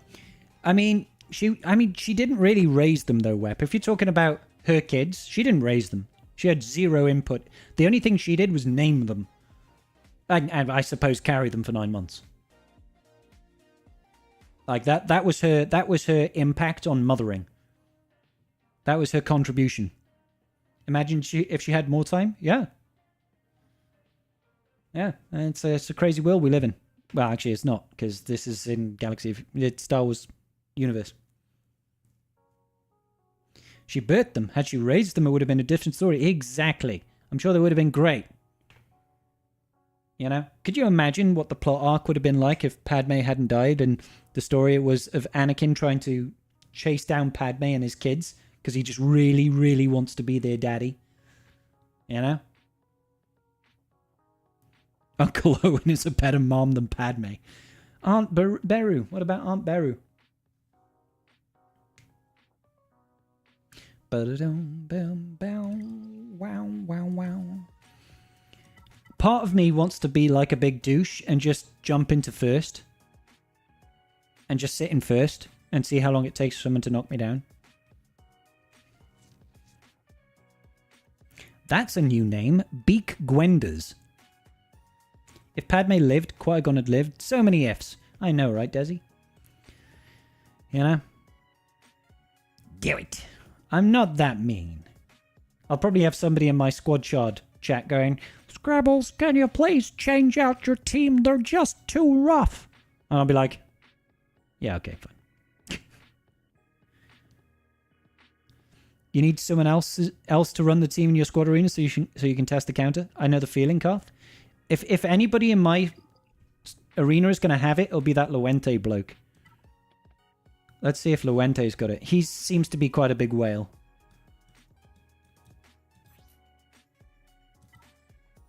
He's got 12 mil.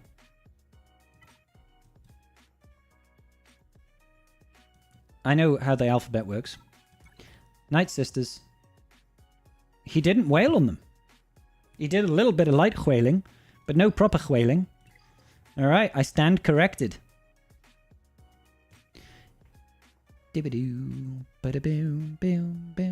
Your arena shard still cares? Why? I know, Desi. Why? Why indeed? The only thing it gets me is shard shop currency, really. He failed to whale. That's the name of my video series, when I failed to whale. But we didn't really fail to whale. We only half failed to whale, because we still managed to get on... And yet, nobody else is running... This guy is running Veers.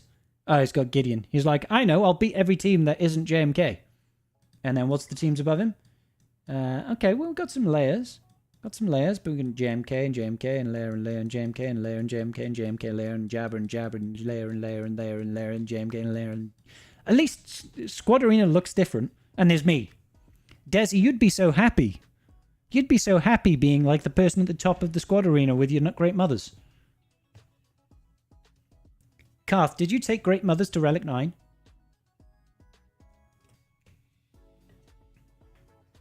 You partially failed to whale. Yeah, I didn't get them to 7 stars. Relic 7, day 1.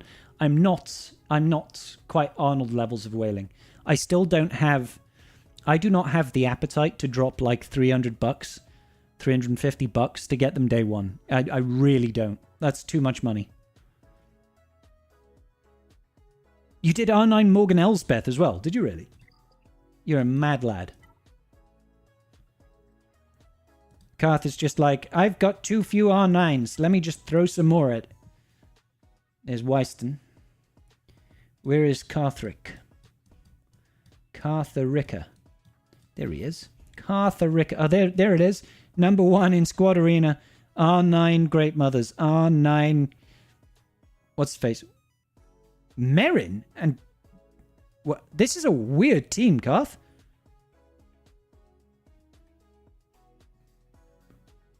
Explain.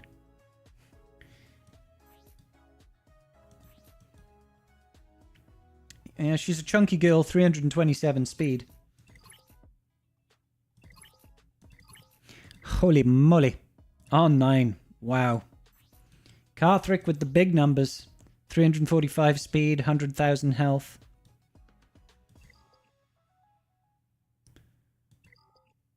Faster in VC? I mean, it would be, yeah.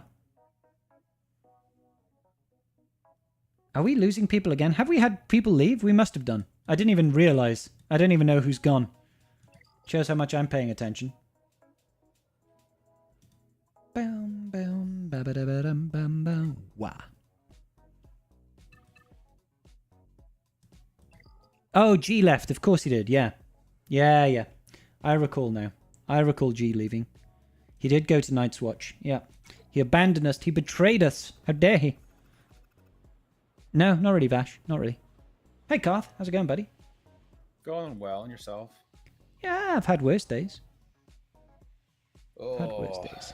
So yeah, explain the Death Trooper Peridia with Morgan, not Morgan, with Merrin. What's that about? So Merrin, it's mostly about her unique more than anything. Mm-hmm. That's kind of where it comes in at. Is Morgan's or Merrin's unique gives you even more recovery and sustain. Okay. With her unique, but it also has a chance to cleanse. Okay. As well, so it's just a better unique than Acolyte at the moment. I mean, you can clearly just do the same things on offense, but defensively, the team holds up better. Yeah. With whenever an being enemy is present. damaged, Night Sister allies recover 5% protection. Yeah. That's kind of useful. Yeah. Well, and then the when a Night Sister, well, the revive part doesn't really matter on her kit, but the she has a chance to cleanse too. I'm trying to. It's in her other unique, I believe. Yeah, whenever an ally is inflicted with a debuff, if she has 0% turn meter, dispel all debuffs from that ally, and she gains 25% debuff. 25% turn meter. Yeah, so it just kind of helps with that. She's just a better uniques than the other ones are. Yeah. Death Trooper Peridia is literally there because of the I believe it's just there because of the tenacity down / the bonus turns on the instant defeats with the biting, the nibble. Oh, right. Yeah. Sorry. Yeah. But it's as far as I know right now, it only has one available counter in the game. Mm-hmm. So it's pretty challenging for a lot of people to realistically beat it. Yeah. And there's only one guy in my shard arena who's beaten me for it, so for the top spot. So I mean, I'm happy enough to throw those Night Sisters in because, you know, my Marin's R9, so that's okay. yeah, it doesn't really change anything. It just Like offensively, you won't notice a difference. It's just defensively, it makes it a little bit bigger of a pain in the butt to work around. Yeah. But that's about it. There's nothing really else that's going to go on or change that's going to do anything meaningfully. Yeah. We do like an AoE tenacity down, though, I will be honest. Yeah, that's fair. That's quite fair.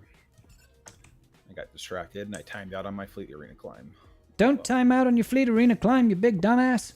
I mean, I got 5 more minutes till I can climb again, and I'm only in second, so it's like not even a meaningful Hey, difference. Thatcher, thank you kindly, buddy. Yeah, I'm sure you got plenty of time to climb in fleet. I'm sure you'll be fine. Oh. Yeah. But that's basically it. I mean, I was running Spirit and Acolyte yesterday, and the climb was super easy, but it's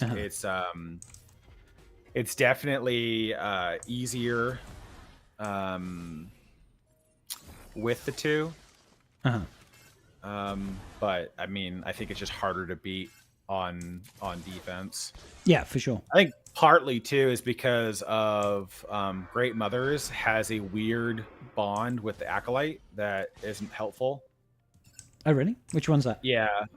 She tends to put Blessed on the Acolyte. Oh, right. I see what you mean. You mean the AI does some tricky stuff.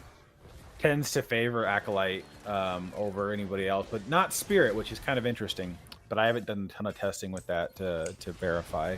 That's fair. But the because JMK is like the only counter that works, but it's JMK with a very specific cron, with very specific roles, with very specific team comp, and so it's like, yeah. Oh my god, a little bit nutty. And and people are still learning it. It'll get better once you have more practice. But I think even then in 3v3, it's going to be very hard to make it work. I think Morgan is going to, or Great Mother is going to be so obnoxious in 3v3. My entire defense right now is, can you beat Great Mothers? I guess that's what mine's going to be too, Carl. Because the answer is going to be is if you can, you might stand a chance that you'll probably clear my board because I don't have anything else down. You're literally like all eggs, one basket. All eggs, one mother. Not quite, but it's just like there's nothing else good. There's just a bunch of like teams for them to test against. Yeah, but you know, if they go light on defense, they'll steamroll it. So it's just like for sure. Do you do the one thing where I need you to? Yeah. That sounds good. I'm probably like first week. I'll definitely have her on. Well, I mean, I might just have her on defense forever if she's going to be that strong on defense. I mean, yeah.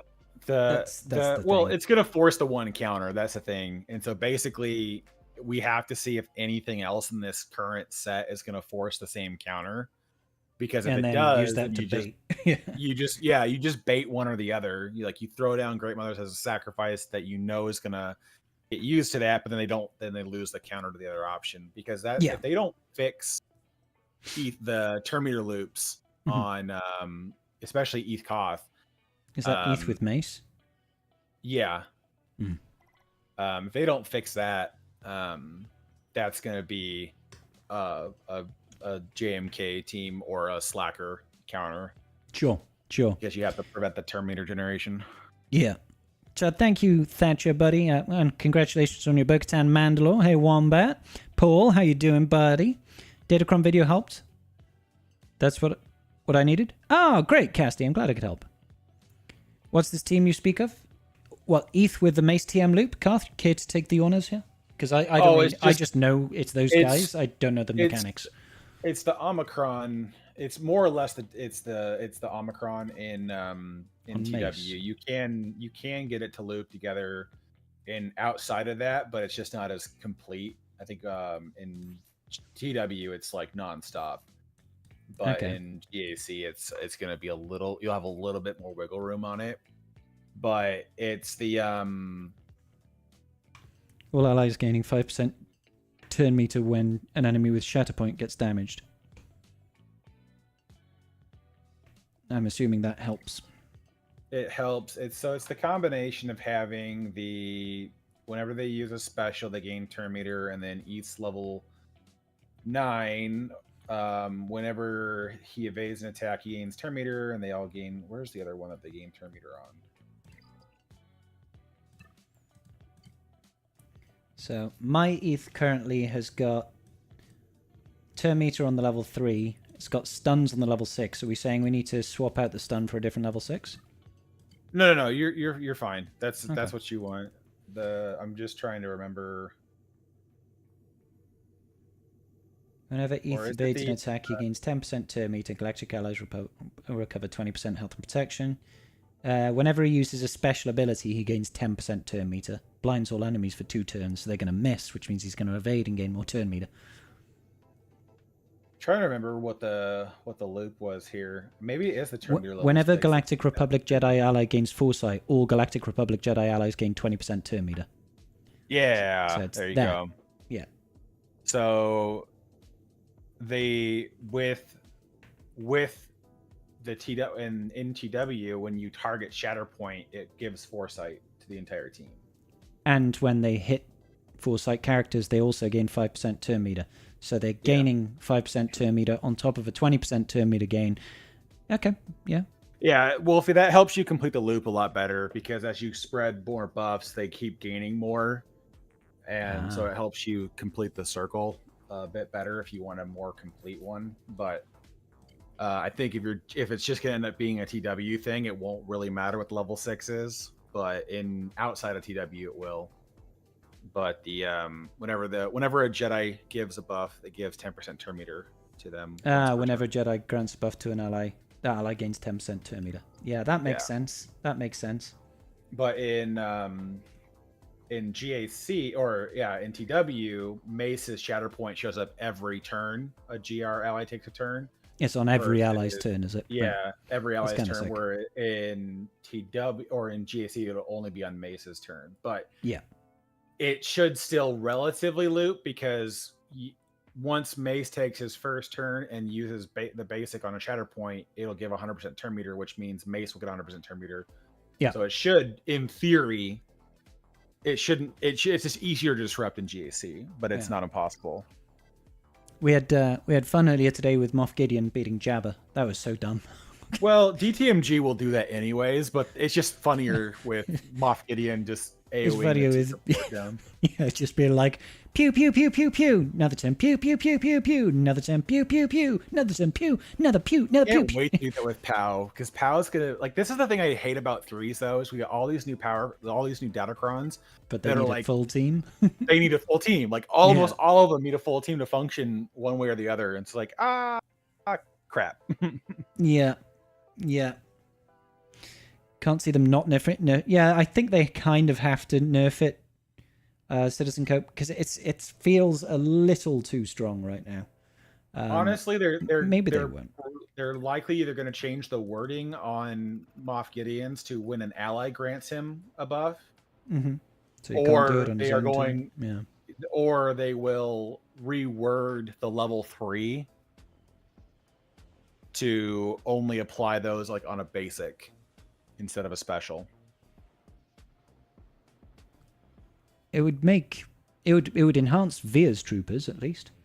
Oh yeah, it would make Veer, but Veer's is a I think the thing with their infinite turn meter loop, they've done it before, is Veer still has to go. There's no bonus turn. Yeah. Whereas Moff Gideon gets the 100% turn meter, so it's like once he can get the buffs, he just rolls. Yeah. So unless you get super unlucky and Jabba puts buff immunity on Moff Gideon. But again, DTMG still beats Jabba anyways. Yeah, so. he does. He does, even without his Omicrons. I still don't have those Omnis. Yeah.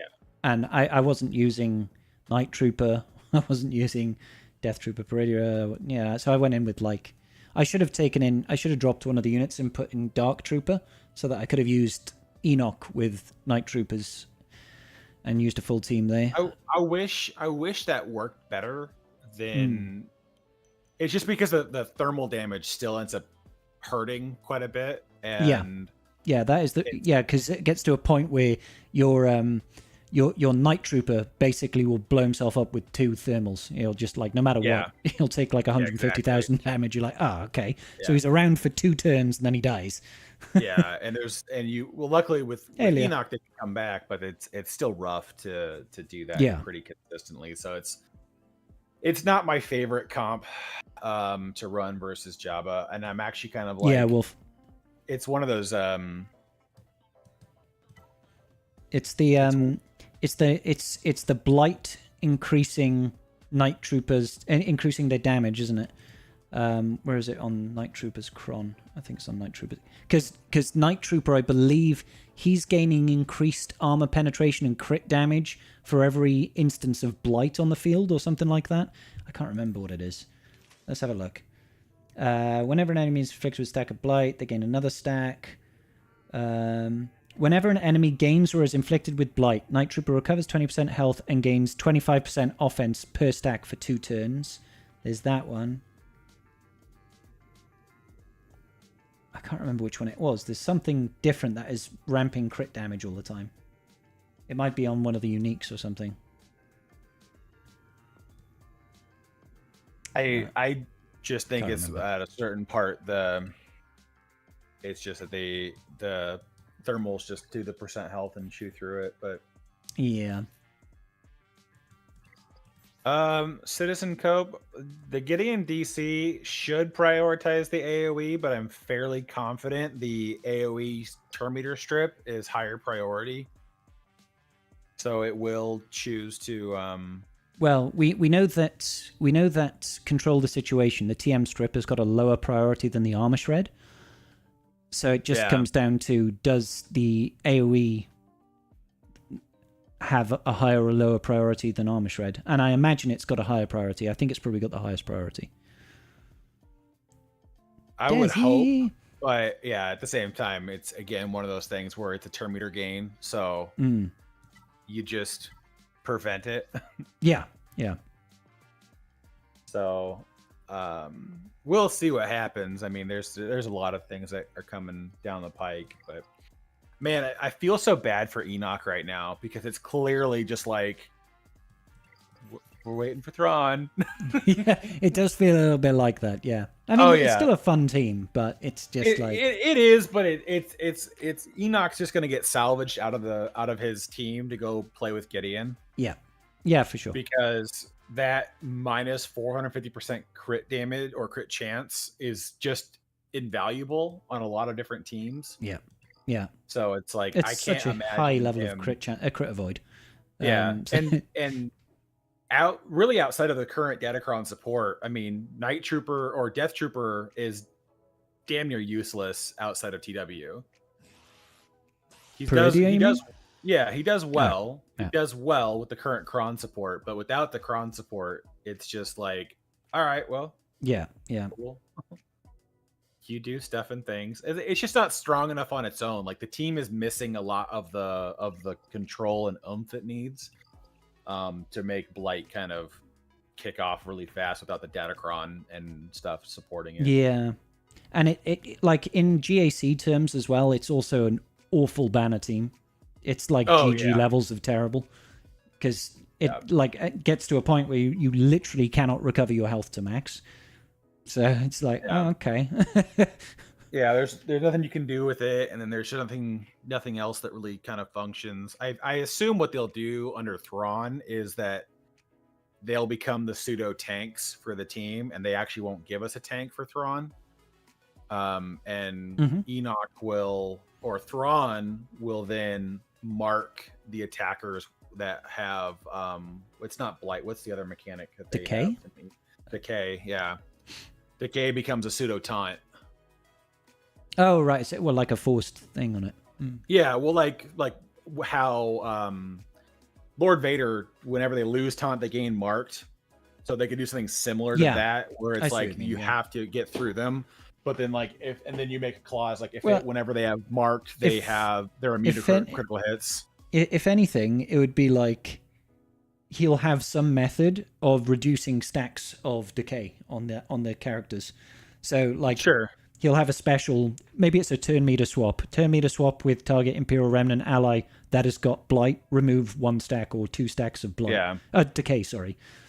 I'm not saying it will, but it might have something like that, so you could make the team have even more sustain, because they do last. They can take a beating, but their entire mechanic is based around surviving long enough for there to be lots of blight for you to do lots of damage, and hopefully they don't gun down Enoch. Isn't it anything that does a turn meter loop though just absolutely runs right over the top of them? Yeah, definitely. Yeah.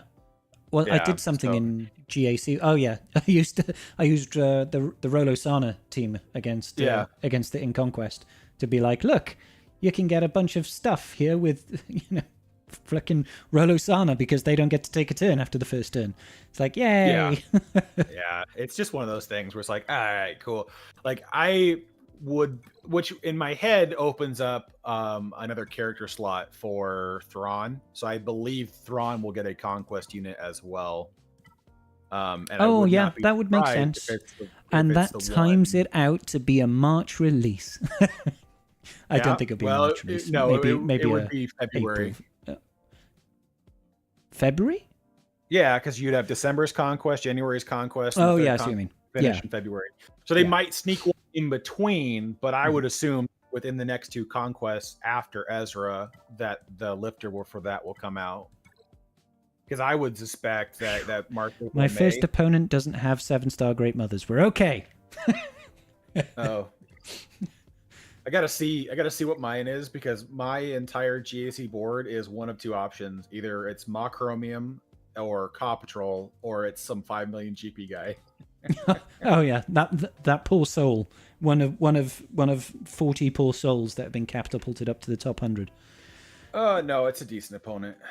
Oh damn.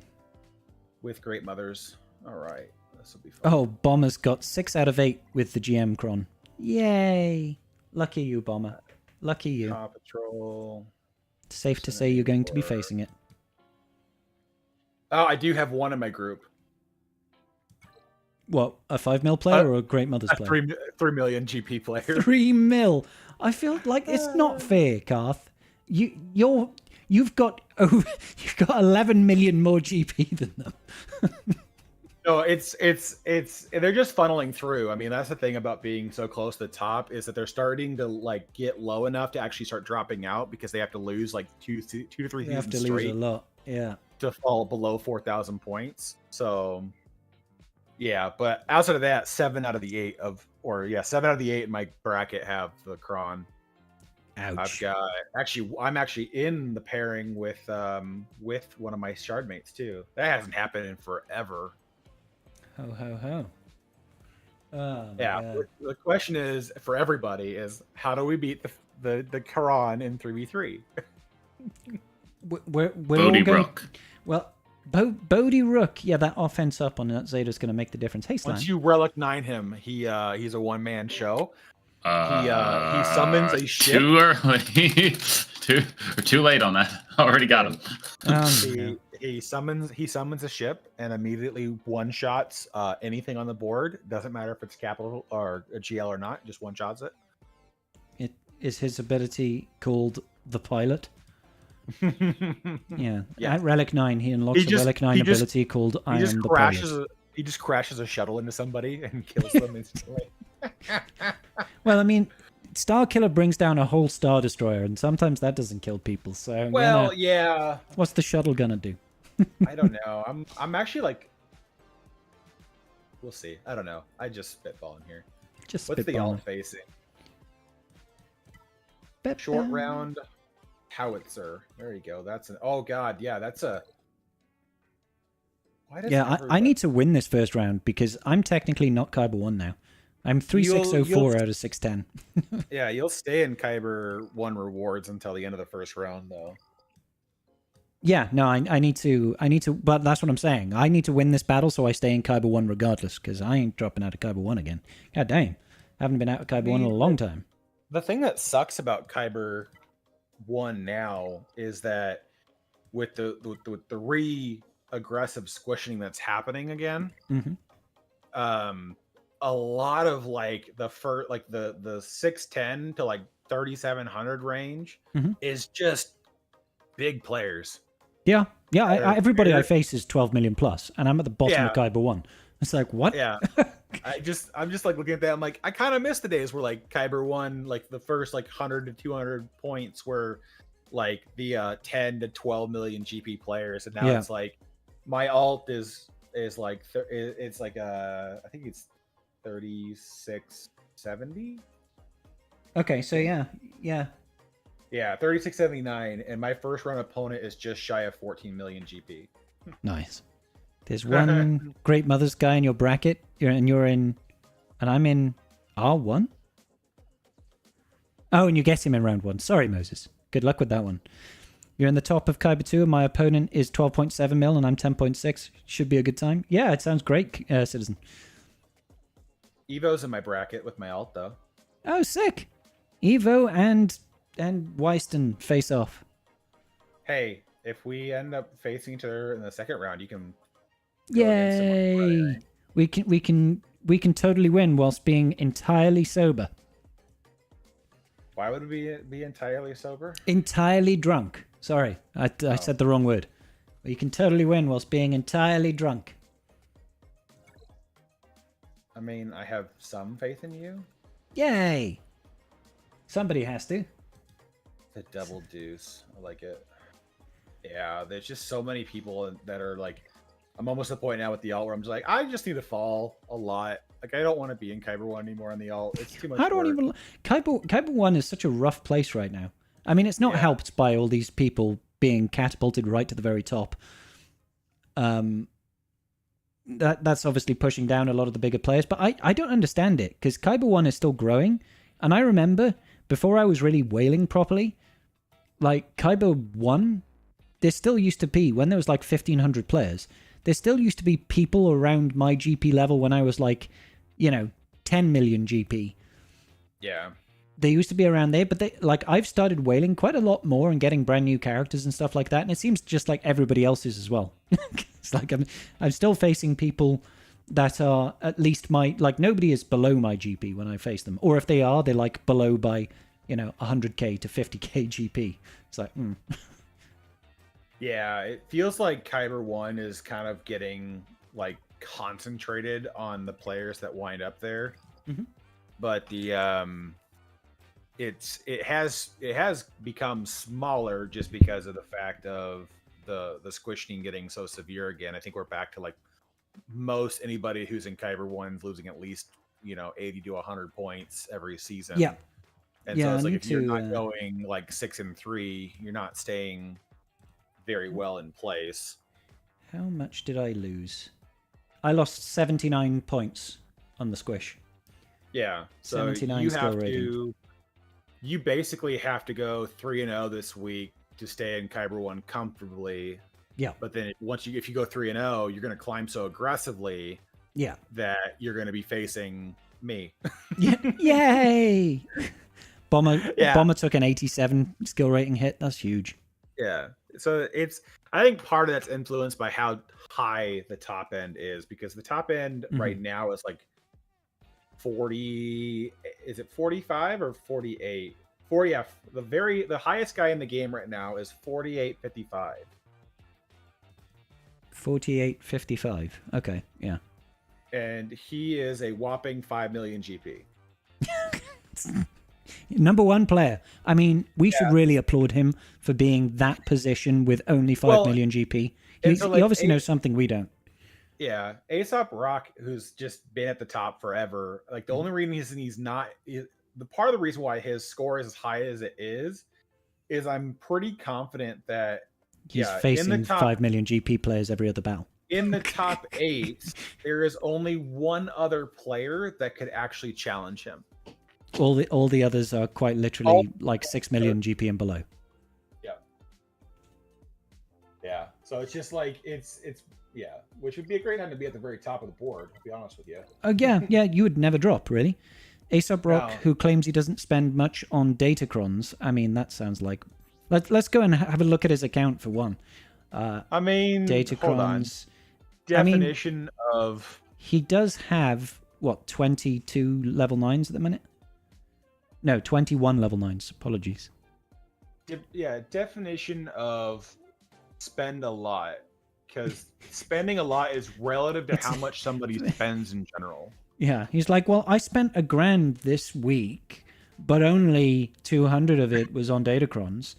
So exactly. I didn't spend a lot on Datacrons. I only spent like 1 vault on Datacrons. Barely touch anything on Datacrons.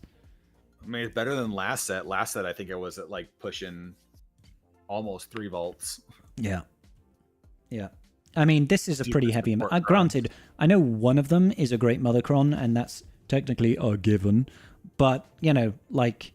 But you still have to wail for the Great Mother. Exactly, So. you still have to wail for the Great Mothers. But even without that, that's still 20 level 9 Datacrons that he's had. That's a pretty heavy investment in refreshing without even looking at rerolls. Yeah, honest to God, if you want to get an inclination at all, if someone spends on Datacrons, you just look at the rerolls, because that'll give you a decent idea. Because do a hot utils comparison against their rerolls. Yeah, unless they just farm the living hell out of the Mark II and Mark III upgrade materials for the sake of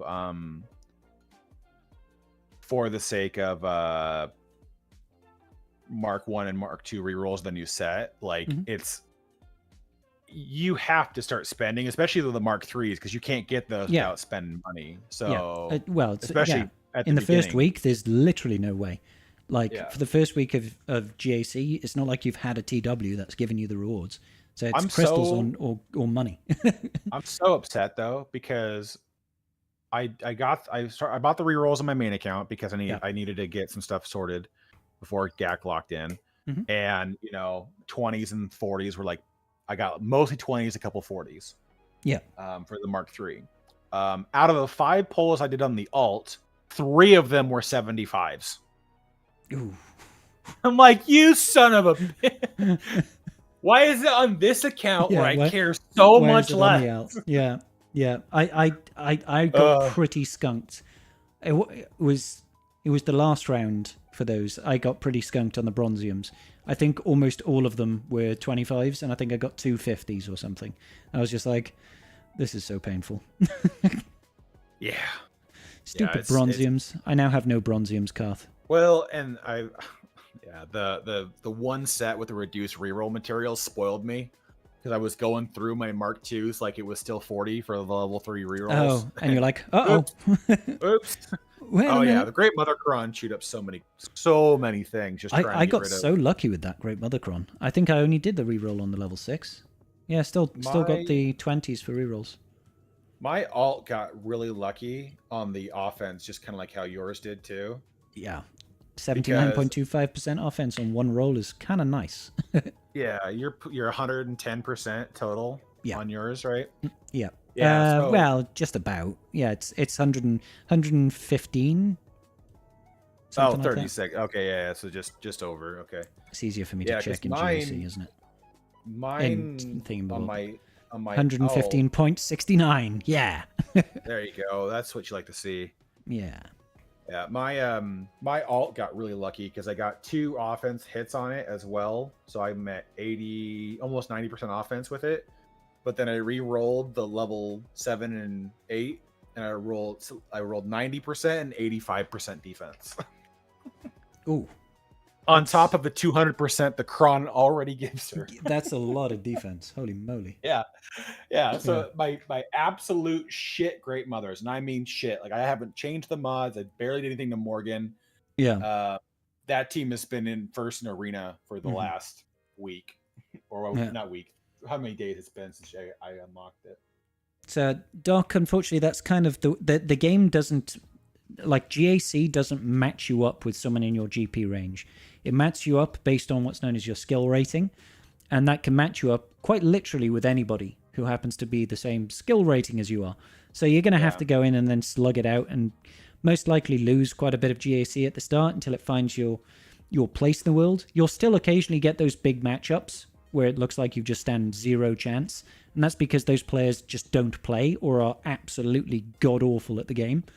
So you just got to do your best, buddy. Just do your best, all you can.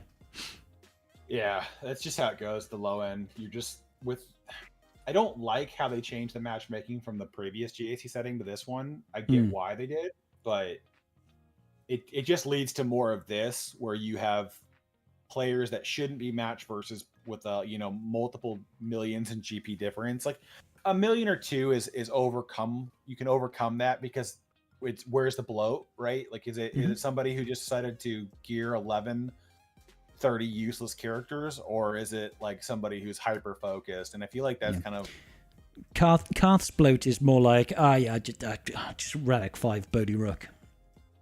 I mean, Is he relic Ezra, 7? No, he is. He was for an op though, because he's needed I think a Sheik. Fair enough. Your opponent has 100% offense, 100% health, and 40% prot on the Great Mothercron. Yeah, that's pretty nasty. Yeah, my main account, out of the 6 possible rolls for stats, 5 of them rolled protection. I can't do anything with it. I'm like, what are we doing? You're like, as much as I like protection, this is not for JML. No, oh my god, I would almost rather use that because it was like 180% protection. It was nutty. Wow, that big, 180%. That's insane. Oh yeah, because every single roll was protection. Oh my god, every single one. It'd be kind of funny just to see 180% protection. What does that actually translate to in terms of inherited teaching damage? It's like, probably going to be 150, 160. Yeah, like one-shotting characters. I mean, or more, because you'd probably be doing like 200k true damage. Yeah. Do you remember the days when we had JML attacking under protection with that? That was kind of nuts. We still do to a degree with Jedi Knight Cal. Yeah, with Cal. Yeah, but there was a Cron set, wasn't there, with protection that also had, was it Retribution or whatever it is? Riposte. Riposte. That's it. So they could just... it gave all your Jedi riposte, and then it didn't matter who you coined, everybody attacked under protection, which was it's just like, way okay, more fun. You're all gonna just basically, like, you might survive one hit if you happen to be a very tanky character. Yeah, well, I think JML is gonna come back to comfortably beat JMK on defense again. They can't ignore the taunt anymore, which is a big deal. Well, it's not even that though. It's the Shock T-Cron. I have one of those. Because if you roll with Jedi Knight Cal Kestis, you make him fast. He takes his first turn, and then you don't like turn meter swap back to him with Revan or anybody. You just let it go. Yeah. And what happens is you just keep coining Shock T, and she calls a mass assist because she's using a special ability. Oh, nice. Yeah. So, well, it's not a mass. Sorry, it's just whenever she attacks out of turn, she calls a mass assist. So you keep coining her to attack. She calls a mass assist every time that they attack. Yeah, she attacks. So that's kind of useful. And then on top of that, with all the coining, if you have the stun level 6, you just stun lock the character into the floor. Which I do. Yeah, like that used to be the fun we used to have with the Aelacron. With the irresistible stun on the level 6 and Ayla getting a bonus turn. Bonus turn, yeah. Oh my god. So she would just stun every single turn, gain like it would be match starts. JML gets a turn, calls her to assist. She takes a bonus turn, calls everybody to assist, constantly gaining bonus turns. Turn 2 on JML, ult. So, okay. Yeah. and the enemy hasn't taken a turn. Yeah. Cat's still in, like, you have to let Cat take a turn just to get out of DI. Yeah, but, like, by the time Cat moves, it's like, she's taking a turn while stunned, so she doesn't do anything. She doesn't do that. Yeah, so that one's going to be fun. But like I said, that was such a great Datacron set. Is 5. Like 5 is where the power is going to be, and 3 is just like, well, maybe we can kind of get something to work. Yeah, whenever Shakti attacks out of turn, they recover 20% health and protection, which is nice, and all other allies with retribution assists. Yeah, that's lovely. Yeah, with no damage penalty, by the way. With no damage penalty at all. Yeah. So, yeah, and she can pass retribution, can't she? No, she can't. She gains it passively when she gets hit. Yeah. But she passes it to clones. Yeah. Yeah. The only person on that team right now that can get retribution to the team is Jedi Knight Cal Kestis.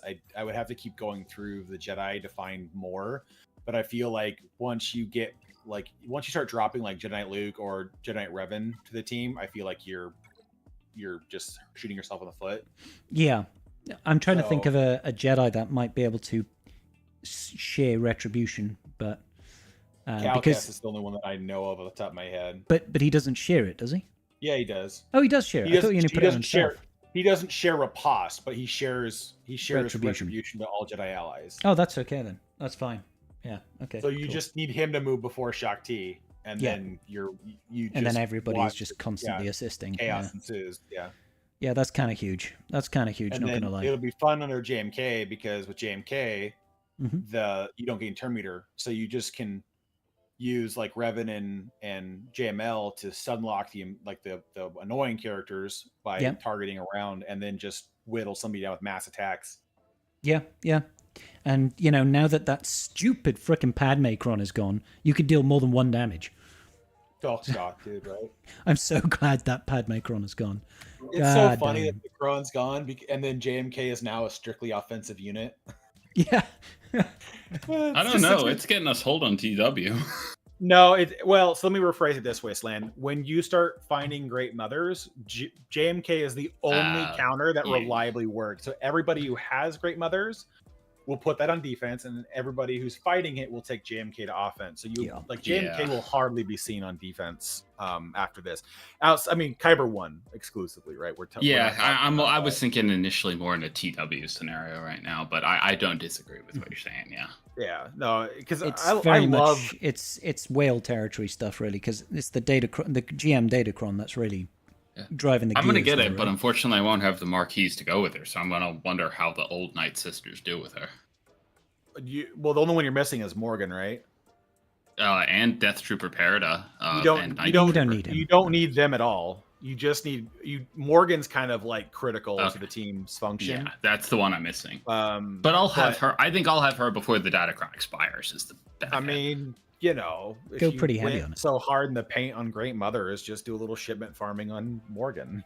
Yeah, that's what I might do. But I'm also waiting to see what node she goes on to at this point, because isn't she the next character that's going to be added? Yeah, in like 2 weeks. Something like that, if it's on the off chance it's a canteen node.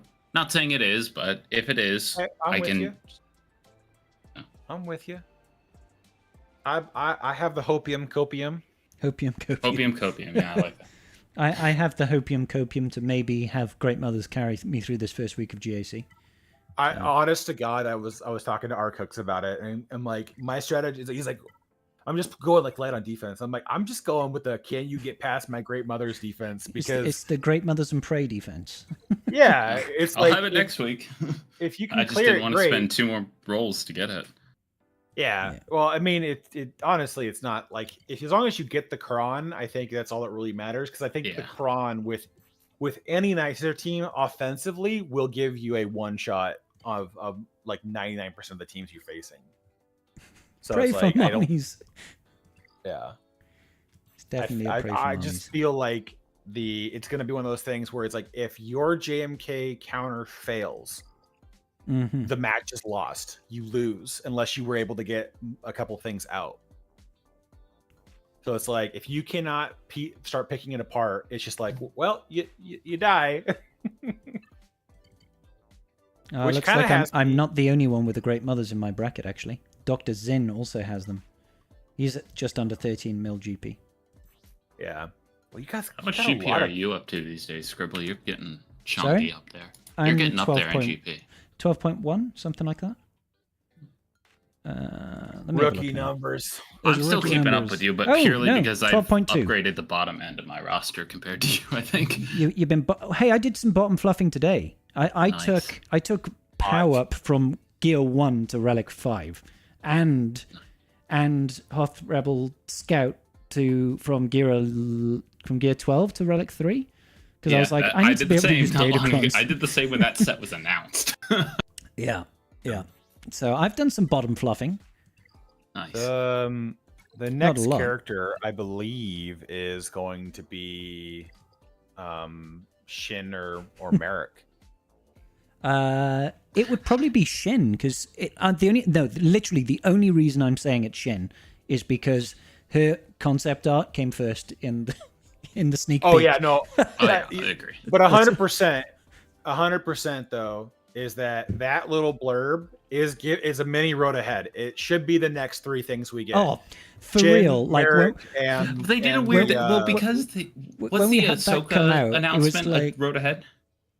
Yes, yeah. Okay. Like the 18 characters that they announced in that road ahead. This genuinely feels bigger than that road ahead.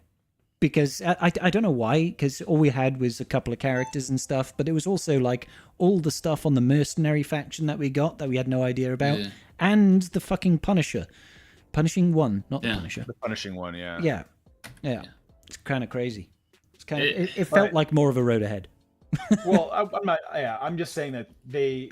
I mean, genuinely, they can go dark until New Year's at this point, right? No. Like, not dark, but like they don't need to say what's next. Well, we still need stuff for Ahsoka. They've only got 6 weeks worth of content with that post. Yeah. So the marquees are every 2 weeks, correct? Yeah. So, and they're probably not going to do a marquee when Ezra. No. Or Ezra. I guess I figure I'm also in my head still assuming that there's going to be the marquees for Ahsoka. They're going to roll that out slowly and as a surprise. Well, because they don't have to come out for another like 8 weeks, as you said, yeah. So it's like we don't have to have Ahsoka's team out until the closer to the end of Ezra's Conquest. And all they told us is that she would come after Ezra's released. They didn't give us a time frame. That could be the week of, the week after, a couple weeks after. It's flexible on what they want to do. So all we can say with relative certainty is that it won't be January. So you know, they said towards the end of the year for her release.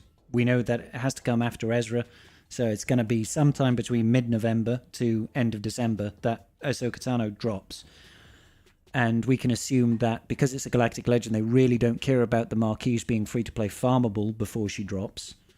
So they could drop it like 2 days after we get the last marquee, if they wanted to. They won't. I don't think they will, but you never know. Yeah, so Zelda, we think the next character is most likely going to either be Shin Hati or Marok, because those are the next characters that we know are coming. And you're absolutely right, Cassidy. 100% they're going to want people to wail at Christmas time. How long does it take for a Conquest character to move to Proving Grounds? It's about a year, I think, isn't it? It's a year after its the start of its first introduction. So essentially, it would have been a year, like 2 weeks ago. The Conquest that just ended, where people unlocked Luthen, that would be the first Proving Grounds a year from now. I believe that will have Ezra. Yeah. I believe it's the cycle, at least. Yeah. So, it's kind of interesting. I like the stuff with the mercenary tag. The mercenary tag seems pretty interesting, truth be told.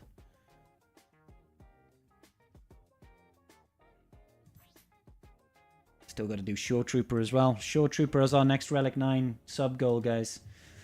Goddamn Shore Trooper. You need to start saving crystals for either of those. I mean, I know you want to be getting your Balin, buddy. You can't be bailing on Balin. I have all of Balin's requirements done, actually, right now. All the ones that we know of that are out in the game. They're all done and at Relic. So, hang on. What his requirements are, so far, Morgan Elsbeth, Great Mothers, Thrawn, all at Relic 7. And it's probably going to be Shin Hati and Marok, at least at Relic 7. So it's quite an expensive one. You're going to have to wait years. Why, Vash? Why'd you have to wait years for Ezra? Can you not Redbox? I'm mentally reading the excuse without even reading it. It is he can't get any shards right now, and he's not going to be able to get anything in Proving Grounds, and then he's farming 20 shards every month starting next year. So he thinks he starts at 0 starting next year. Is my mental telepathy. Mental telepathetic. Yeah. Yeah. Foxy, I'm sorry. I wish I could buy you 32 volts for your birthday. I can buy you 32 pictures of a vault if you like. Does that count? Shift. They broke the auto button on. I think it's only on the PC client. Is that right? It's also on Android at least. It's also on. It's on Android as well. Okay, great. Yeah. Yeah. I had to switch to just full auto button because I don't auto basic much. However, if you have keybinds enabled for the PC client, you can still work with PC keybinds to. That's what I do. I use keybinds on the PC client to get around it because you can just you can hit CC in my case. Still doing normal and not hitting red box. Vash, you need to get up to that hard box, buddy. Gotta have a hard one for me, okay? 32 pictures of the vault from Outlaws. Yes, yeah, I'll give you pictures of the various vaults from Outlaws, Star Wars Outlaws. With a frame? Yeah, I'll get you a frame, buddy. Yeah, absolutely, a picture frame. You have Jar Jar Special Omi. Which unique should I do first? He's R7. Let me compare. Can't remember what I've done on my Jar Jar. So, Misa Okide, I believe, is the most important one. This unique over here. And you've got... Oh, did you get... Uh-oh, Big Boomers? That's the only one that I haven't done. That's the only one I haven't done. What relic level is your Jar Jar as well? Oh, he's R7. Okay, fine. So, yeah, I didn't do... Uh-oh, Big Boomers.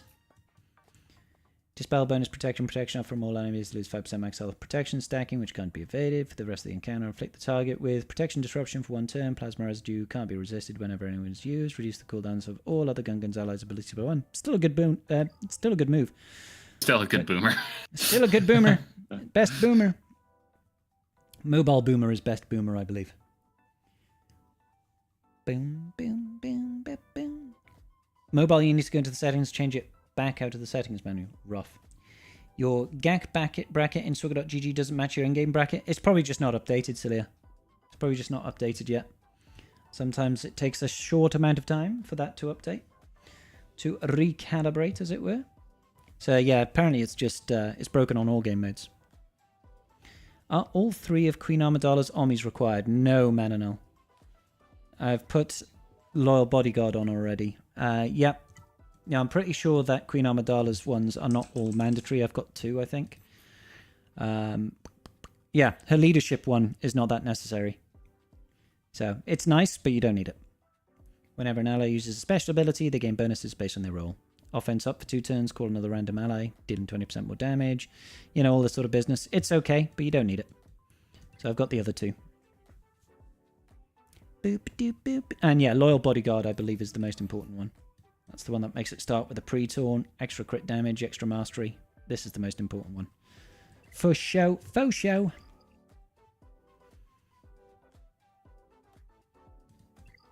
I'm still waiting for us to clear that front wall in TW. How's your TW looking this time, Slam?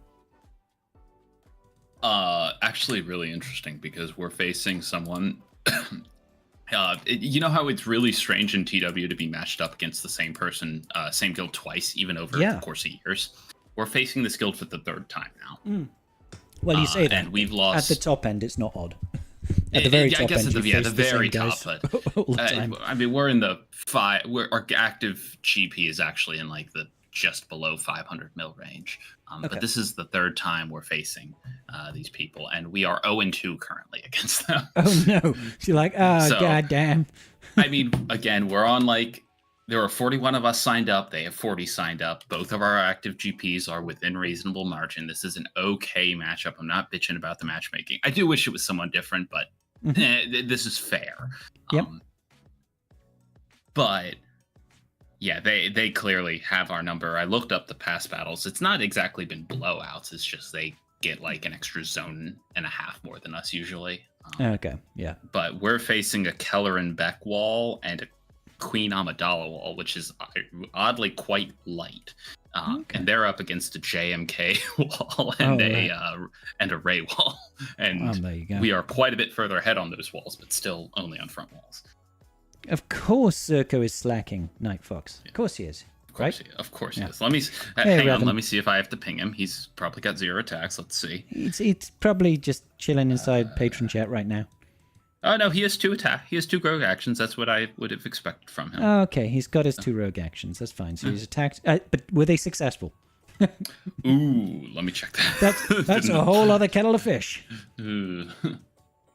Why has Rannick got 7 rogue actions? What the hell has he done? I think I have 3 rogue actions right now, which I don't want to go too full beans. He's rogue too? Yeah. What the heck is Zerko's name in Game Emperor Zerko?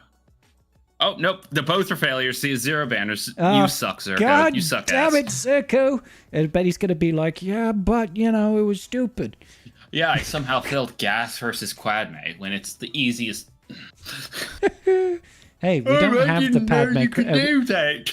We don't have the Padawan Obi-Wan Cron anymore. It should have been easy. Oh my god, it was so easy. Like I've never done that before. I was like, Jesus Christ, he just ramps up so fast. I was almost one-shotting before the 5 sack, and 5s unfortunately did get sacked, but he's obviously sitting there doing Conquest.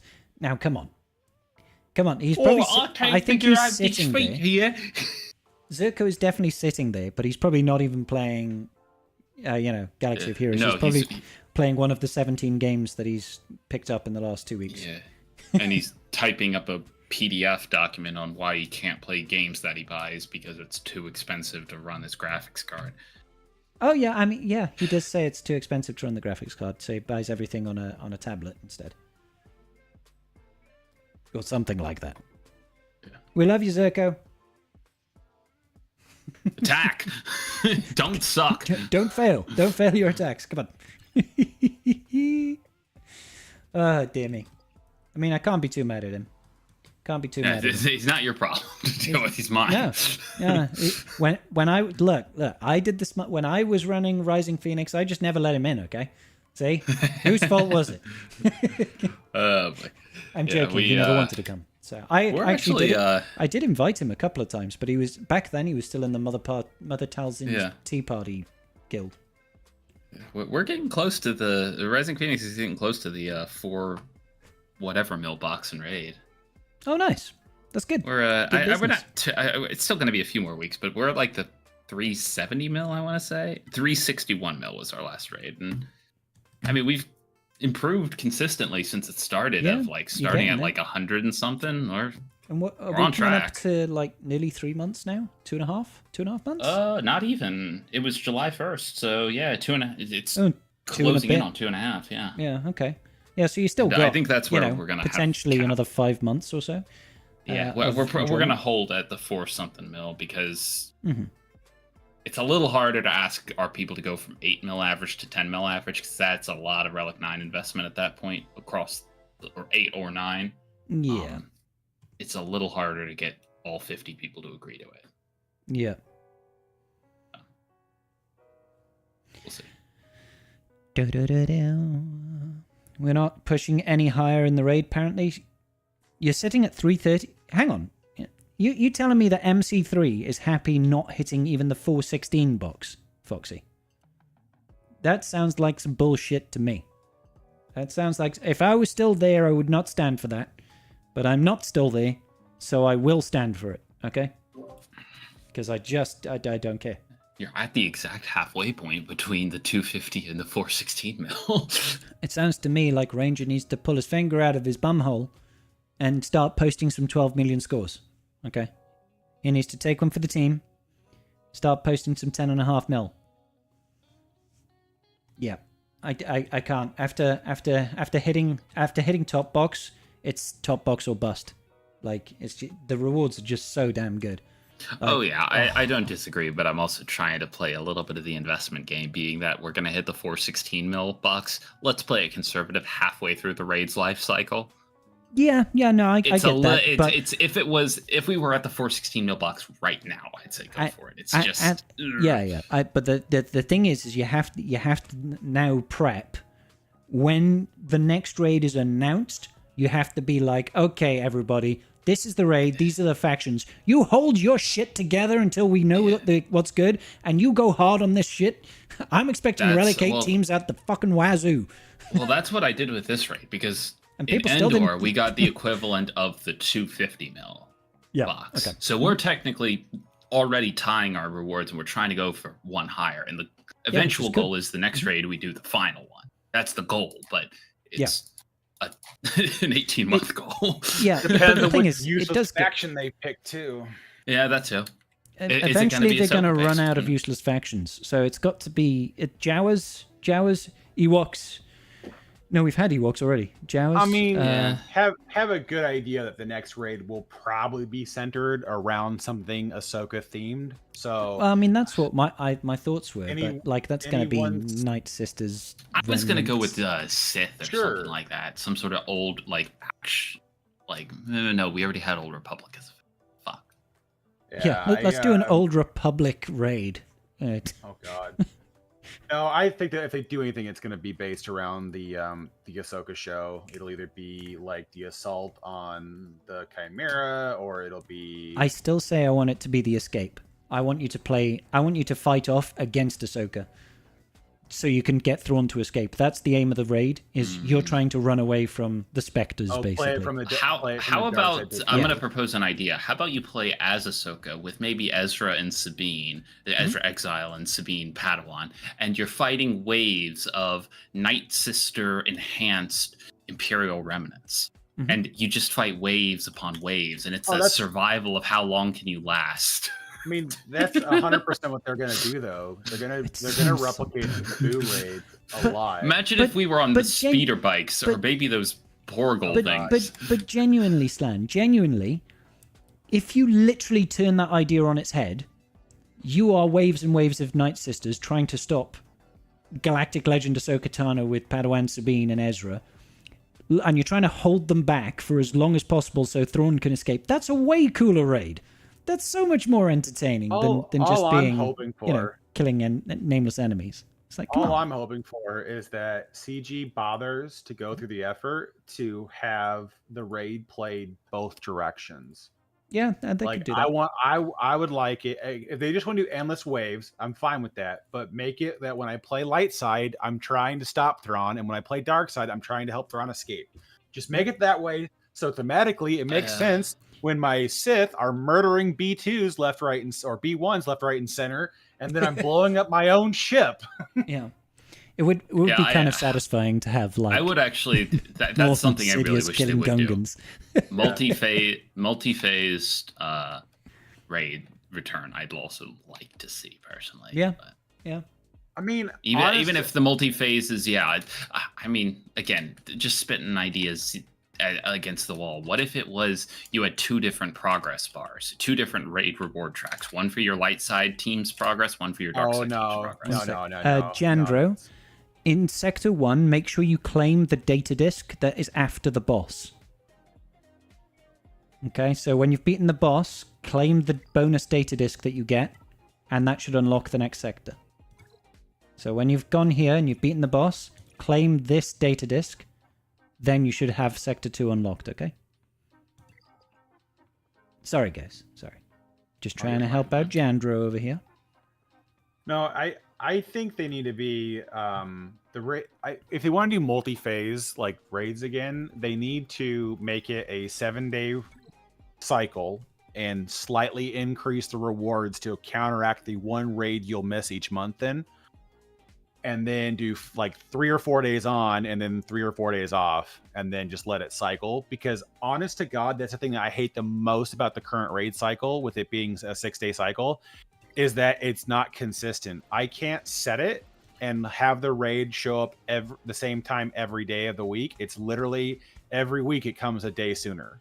Mm-hmm. Yeah. And that gets really frustrating because I'm like, I wish we could just launch it like, I don't know, either Sundays or like Fridays, and then have like 4 days to do the raid, or, you know, during the week when there's, you know, depending on what your guild wants to do, and then make it consistent. That's where it gets me the wrong way. It's like, I mean, when it launches on a Friday night, and then I'm busy Friday night, I'm busy Saturday, and I'm busy Sunday. Welcome, so I've got Jandra. like the 12-hour window Monday morning to go smash out, you know, 10 raid attempts. That sucks. Is it crazy to ask? Is it worthwhile to just up? It maybe not even change the length of the raid itself or the cycle of 6 days. But what about if we did what if we did What if we did? Like it's just all on 6 days, no off. 1 sec. That would be the least. It would need to be like if it was like the way they did it in home, then you can go right to hell because that would be atrocious. I never played home. Never. It was watched five, a it video. was a different phase for 4 days straight. But and then it was down for 3 after it was done. But it was 5 attempts every day for 4 days. Oh, Like- you're talking Every home day. now. Yeah, every day. Every Like- day is a like- different phase, basically. Yeah. I And so if was you wanna thinking do- like in the current structure of like it's one phase, 5 attempts, anytime you want over 6 days. The fact that there's 3 days off It was is completely unnecessary. It was basically every day is a new phase, provided you did enough points in the previous phase to proceed, and then your roster also resets, so you can reuse your teams in each phase. Yeah. So, yeah, but like each phase was, for the most part, very different. Like I feel phases 1 and 3 were at least similar in home raid, but 2 and 4 were very different. Well, 2 and 4 mechanically were like they were trying to sell us teams mechanically to beat those phases, and then And 1 and 3 sometimes were it was a like, case of the team that mechanically beats this phase hasn't been released yet. yeah, well, we're still waiting for it to go farmable, or Yeah. the game shuts down before it's farmable. Yeah. But yeah, that was so yeah, I don't think I would be a fan of that particular style. I don't mind phases, but I think the phases would have to be like we increase the number of teams, but there's only 2 teams you use each day.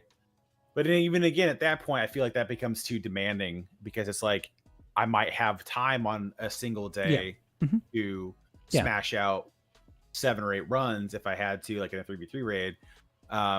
But for me to like, unless it's like I can come in and auto it like I can with Gungans, like I don't want that mechanic to ever exist, and I think that's a problem. What if it was like 5 days with 5 days, but every day was one prescribed team? It's like this is the Monday team is this. Go get your best score with this one team, and then it's a different team for day 2 and a basically different a galactic team for day 3. challenge every day of the week. Pretty much, but or it's if not a team, it's like a faction, but you can only post one score or something like. I don't know. I'm just suggesting weird shit that they could do. They probably don't like it, but that's fine. I don't know. Yeah, I don't know. I think they need to do a little bit better job with some of it, but Anyone know which characters will be double drops next? Is it the bow marquees? Oh, you talking about accelerated Zelda? should be the we're about time for remaining- bow marquees. Are we done with Leia's? Yeah, Drogon, I'm pretty yeah, sure hit. we definitely had.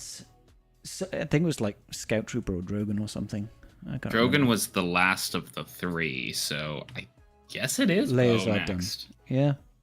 I think it Yeah, would so be. then it would be bows next. Keller It and should Beck, be is it? Paz. Oh, Paz was it? Keller and Beck was Oh, the Keller last and Beck one was the released. last Paz one. was Yeah. first, yeah. Yeah. Paz should and then be Paz. IG-12. Hey, was Paz, that all we had for IG-12. Mark? Then... Yeah, we only had 3 of them, didn't we? And then Oh my god. and then after that, it was it the Comeuppance that came out after that? Yeah, the But comeuppance they, came out. they never like, go Foomer, yeah. accelerated. That was the ships last ship that we had 7-8 months ago. Yeah, and of course the Tui. next one we bring out is to support the fleet that doesn't need Oh, like a buff. like they they have to be releasing a Mandalorian fleet or something, because like Executor does not need a lifter. I'm sorry, it's stupid to say that it needs a lifter. 100% comes down to me is It's all down to me. no. It depends on what it replaces, because if it replaces similar mechanics Mhm. to the Razor Crest, then 100% like they're doing a Mando fleet. All it has to be is it doesn't have to be anywhere near the same mechanics as the Razor Crest. It just has to be really, really powerful, and then state I mean, all allies it must be needs- dark side. well, there's that, yeah. But it needs some sort of contract mechanic and then I would assume at least some sort of ignore taunt slash just like deal massive damage and blow up a ship whenever it wants kind of thing. Because I feel like they're like, it's not supposed to be better than Leviathan, but it's gonna change the win rate. What if it had a source of either applying daze to enemy or giving yourself locked tenacity up? I mean, it'd be interesting. God. Well, it's not going to be locked tenacity up because they say it doesn't really do very well against Leviathan still. Okay. Oh. Well, at least that's what it said in their announcement. It says it does well against everything, but still struggles against Leviathan. Then in that case, I think some method of applying daze to enemies might be another. But then that 100% depends on what lineup the Leviathan is too, because like the only real struggle, if you have the relic investment in the pilots, the only real struggle that the Executor has versus Leviathan is if it's the dagger in the starting lineup. Otherwise, you still just you're faster than Leviathan. You have way more damage. The breach bonus damage from Cad Bane can't be reduced by the stacks from the Fury, so it's like you can still get through the Sith Bomber relatively quickly. So I'm just like, man, it's like I don't know if CG quite knows what they're doing with this, but I feel like it's basically they're gonna go, oh, well, if you want to leave the Leviathan on defense, basically now it's like you have to leave Dagger, otherwise the Executor is just going to roll over the top of it. Do you realistically think they're going to test anything other than the standard lineup? No idea, Wolfie. Well, we know is that they probably test everything at Relic 9 and no other Relic levels. Oh, yeah, that's probably a guaranteed fact, is that everything's tested at max investment. Which is funny because oftentimes that doesn't give you a good idea. But I still maintain my primary bone of contention is that Executor does not need any more strength. I'll die on No, that. I think Owie's right. I think they're trying to stop the negotiator and the first order counters from functioning. But why would you want to make Profundity stop beating Executor? Like, why would you want that? Oh, not Profundity. No, not the Profundity. The negotiator and the first order ship. Oh yeah, but Howie was talking about Profundity. I get. Oh yeah, but like again, why would you want the negotiator? Like the reason they brought out the goddamn Marauder was to elevate the negotiator, and then you're saying, actually, no, wait a minute, we're gonna the sea is rising once again, and now you can't do that counter. It just doesn't make sense. Something.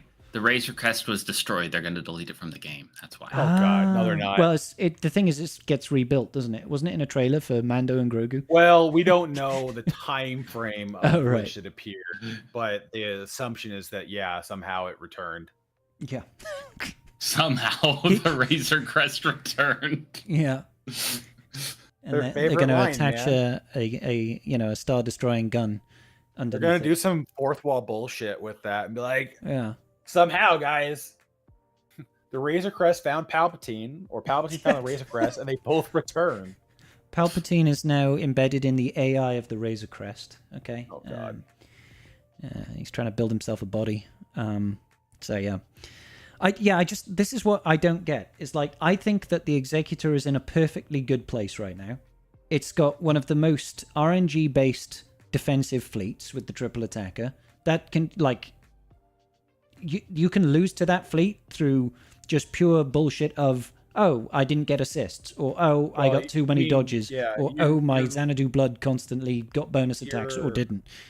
You're better now going with a shittier counter, older counter, because the negotiator is a better win rate versus the triple attacker. I use Chimera these days as it's got a slightly higher win rate than Profundity against Executors. So even if it goes to hell a little bit, you can recover it enough to still like clean it out. Where it's like, if the Profundity counter goes to hell, it's like, well, you either like there's one ship left, or there's like the whole fleet still. Yeah. Like it's just silly. Like the annoying thing with the Profundity versus Executor on triple attacker is you could have an opener and you could be like, oh, I didn't quite get very many good counterattacks, but I managed to kill IG2K. And then they get to reinforcement, and now they've got Xanadu Blood, Razor Crest, Hound's Tooth, and they beat you. And you're like, well, now I've just got a preloaded, OG lineup of Executor to beat. And that's still pretty difficult. It's like, oh, God damn it. Yeah. It's a painful 100%. Thing. So I this is why I think that it's stupid to pump the Executor Feather. It doesn't need it. It's perfectly fine where it is, which is why it has to be leading to a new fleet. Or they could be pumping other fleets as well. They could be pumping up the profundity with Luthen's ship at some point as well. Red 5. I'm still waiting for that to be Ray 5, JTR's ship. I still want that to be the case, just because I want the rage. Like I want to drink. I so want to see the rage. I'm hoping that next year on April 1st we get the announcement for Ray 5. Definitely give it to me. The most anticipated ship in the game, and it's going to Ray, because everybody loves Ray Skywalker. Yeah. Actually, I'm like low-key surprised that GL Ray didn't have the because she came before the last movie aired, didn't she? GL Ray? No, because it was her appearance in that movie too. Yeah. I'm just surprised that they didn't give us the yellow saber with her. They gave us the blue one instead. Yeah, it would have been cool. Also, I think it's because it's supposed to be her literally cool as she's fighting Palpatine, right? Is that right? Yeah. So not afterwards where she has the yellow. Hopefully, when we get the Rey sequel films, the new Jedi Order ones, that she'll have her yellow saber then. That would be cool. I'm just hoping that somebody competent is in the writing room, because I'm just kind of like... Always. I'm always hopeful that is the case. It's not like they can't... there you go. I am now on, I don't know if Wolfie's still in the chat. Wolfie, I'm on episode 9 of Andor. Oh, you feeling the hype yet? Yeah. I tell you what, the eye scene was beautiful. That was so beautiful, man. I was like, oh, that looks so pretty. Yeah, it's good. I enjoy it.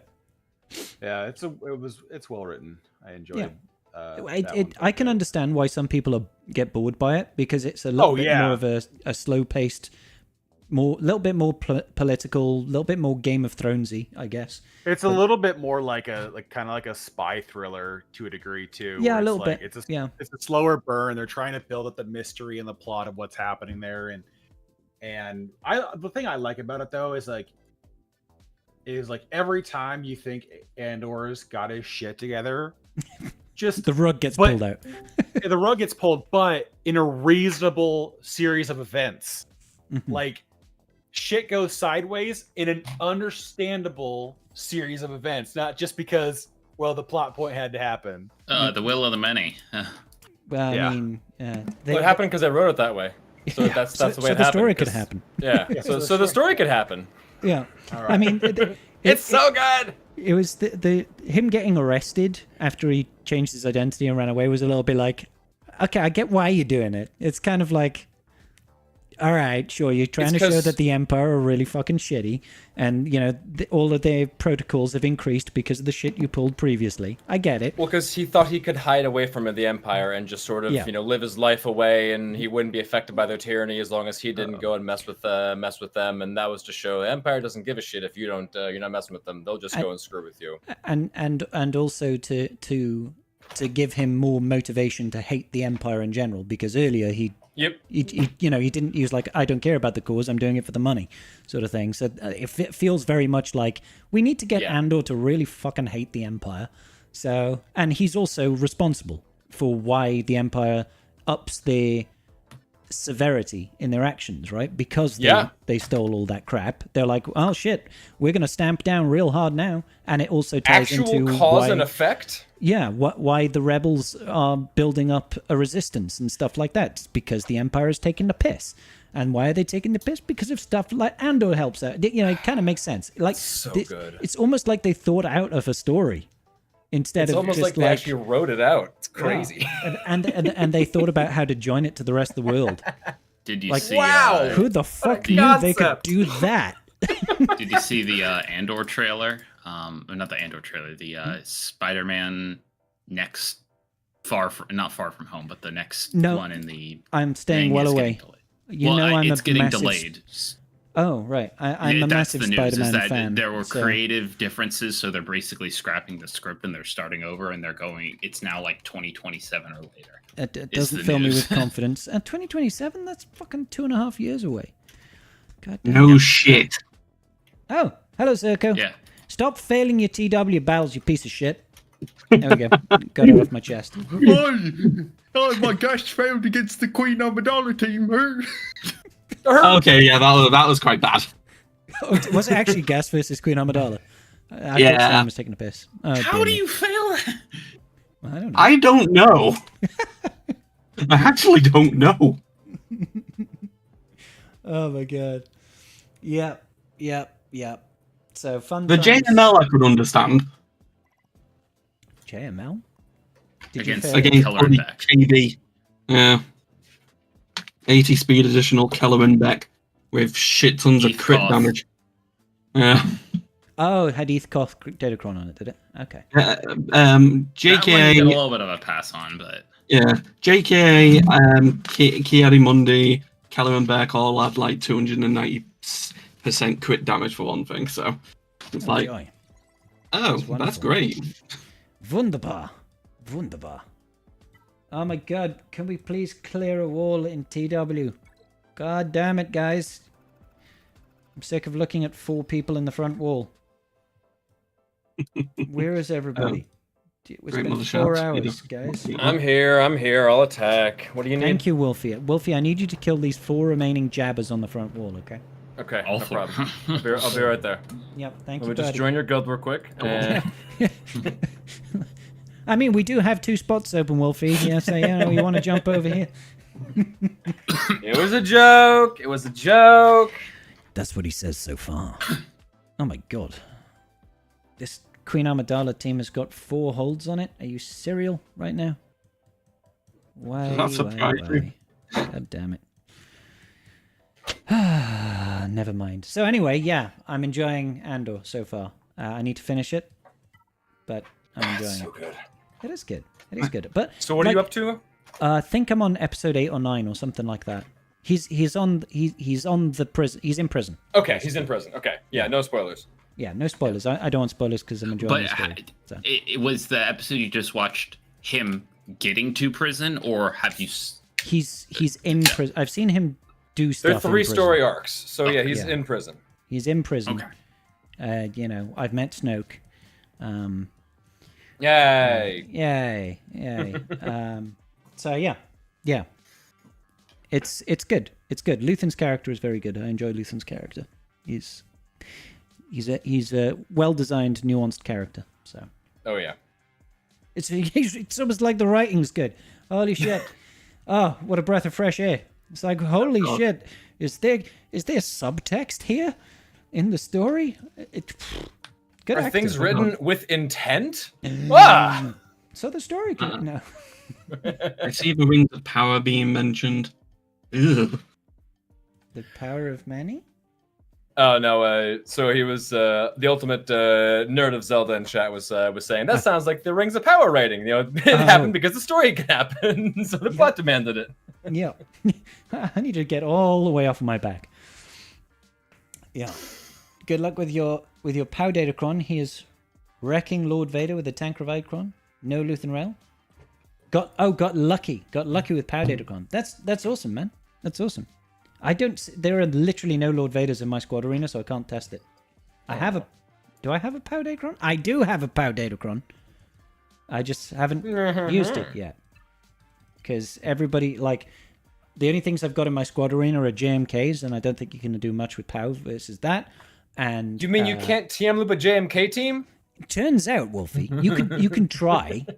You can try. It doesn't work. Yeah, you can attempt it. Damn it! But there were some layers in my squad arena, but they were all running like the old toxic layer comp with attack again crons, and I'm like, that's just way too much opening damage. I'm like, oh. No. So yeah. Yeah. That's a I'm lot. trying to figure out who to put an Omicron on. Clearly, it's got to be Captain Enoch. You love TV Cron, Zerko. If not Captain Enoch, then it has to be Jawa. Yeah, that would work if my Enoch was actually, I don't know, relic. That's okay. You'll eventually relic him. Yeah. Let's preemptively exactly. Omicron. Just convince the rest of your guild to start running Lightside Geo again. Or Darkside Geo. Slan, can we do Darkside Geo? No. He wants to Maybe use you his actually Gear do a 11 TW battle and you'll hold some weight. Enoch against Geos, okay? Come on. Say scribe, no. It's a no. I tried for you, buddy. Hey, congratulations, Had. You'll be ready for the next Jar Jar event, buddy. Apparently, Galadriel had her character assassinated entirely in Rings of Power. Well, I've got no interest in watching Rings of Power in the slightest. I love Lord of the Rings, but all I hear is feces being thrown against the wall. So yeah, just don't watch anything. A lot of not so good things. lot of nuts. I mean, if that was a Star Wars show and the rating was, it's got a lot of not so good things, most people would be like, oh, it's an improvement. Yeah, Too much water. There's an Omicron to do. Let's see. Padawan Obi-Wan. Yeah, go for it. You love Conquest. No, I'm not doing that. Okay, Wow, Mothma Phalanx. is absolutely shrecking Leia. This is crazy. Who's what now? What now? I'm using Mothma against Leia, and it's just like, Oh, boop, yeah. you're dead. Boop, you're dead. Fucking Powcron. Gotta love a Datacron. Yeah. Mm-hmm. Oh, fucking Phalanx is the bloody challenges one, isn't it? Yeah. Go do the Phalanx one. You love galactic challenges. No, I don't. All right, Sortie. there are two Conquest Omicrons in the game, and one is actually really bad, and the other one is just bad. So, go do the Sortie-cron. Well, technically speaking, the Padawan Obi-Wan could technically get no, you a lot of shit. No, it's useful. It just doesn't. It doesn't really. It looks like it saves people time, but it only saves people time if they just don't have the roster depth to do it without it. That's Pretty kind much. of it. So, Although it's I not would have bad. been incredibly screwed if the last data card in the entire Conquest was not a volatile accelerator. Oh, did you not get any of them? God, that's rough. No, not until the very, very last data card, God damn. and it was a blue one. I happen to be the ultimate nerd of the rings. I am ultimate nerd of the rings, not of Zelda. You're of And of rings. Zelda. Oh, both of them. Both of them. You are the ultimate nerd of two different IPs. That's insane, dude. And the Here's a show Star has Wars stream. no character. Yeah, exactly. No characterization, and the actions of the characters don't have consequences because the writers don't know what characters did wrong. Oh God. Oh no, it's almost like so the story can happen. I need to get all the way off of my back about that one. Season 2 is blowing Season 1 out of the water, though. Of what? Ring of Power 2 is better than Ring of Power Season 1? Is that what we're saying? So are you saying we could have had a really good Acolyte Season 2? Could have it From what I've been... heard, it's about equal quality. But again, I haven't seen either season, so I have no fucking idea. Yeah, me neither. And I don't have any interest in watching it either. Like, if it's taken me this long to watch Andor, how long would it take me to watch Rings of Power? Jesus Christ. At that point, you might as well just play bloody Return to Moria. They fired the writing staff of the first season. Good. Play Return to Moria. Is that the survival game that Ed Zerko, Nightfox was talking about a couple of months back? Maybe? Yeah. You're trying to make me remember months back. I can barely remember yesterday, so... Yeah, it's a Lord of the Rings survival game. But we still gotta finish Valheim. Yeah, I mean, we don't ever finish Valheim, though. That's the thing. Right? We made it to the plains. We did get to the plains, and there were death skeeters, and we built... I remember I did build a Lox farm. A Lox whorehouse, essentially. Maybe. It was Yeah, more of a baby. Lox pit.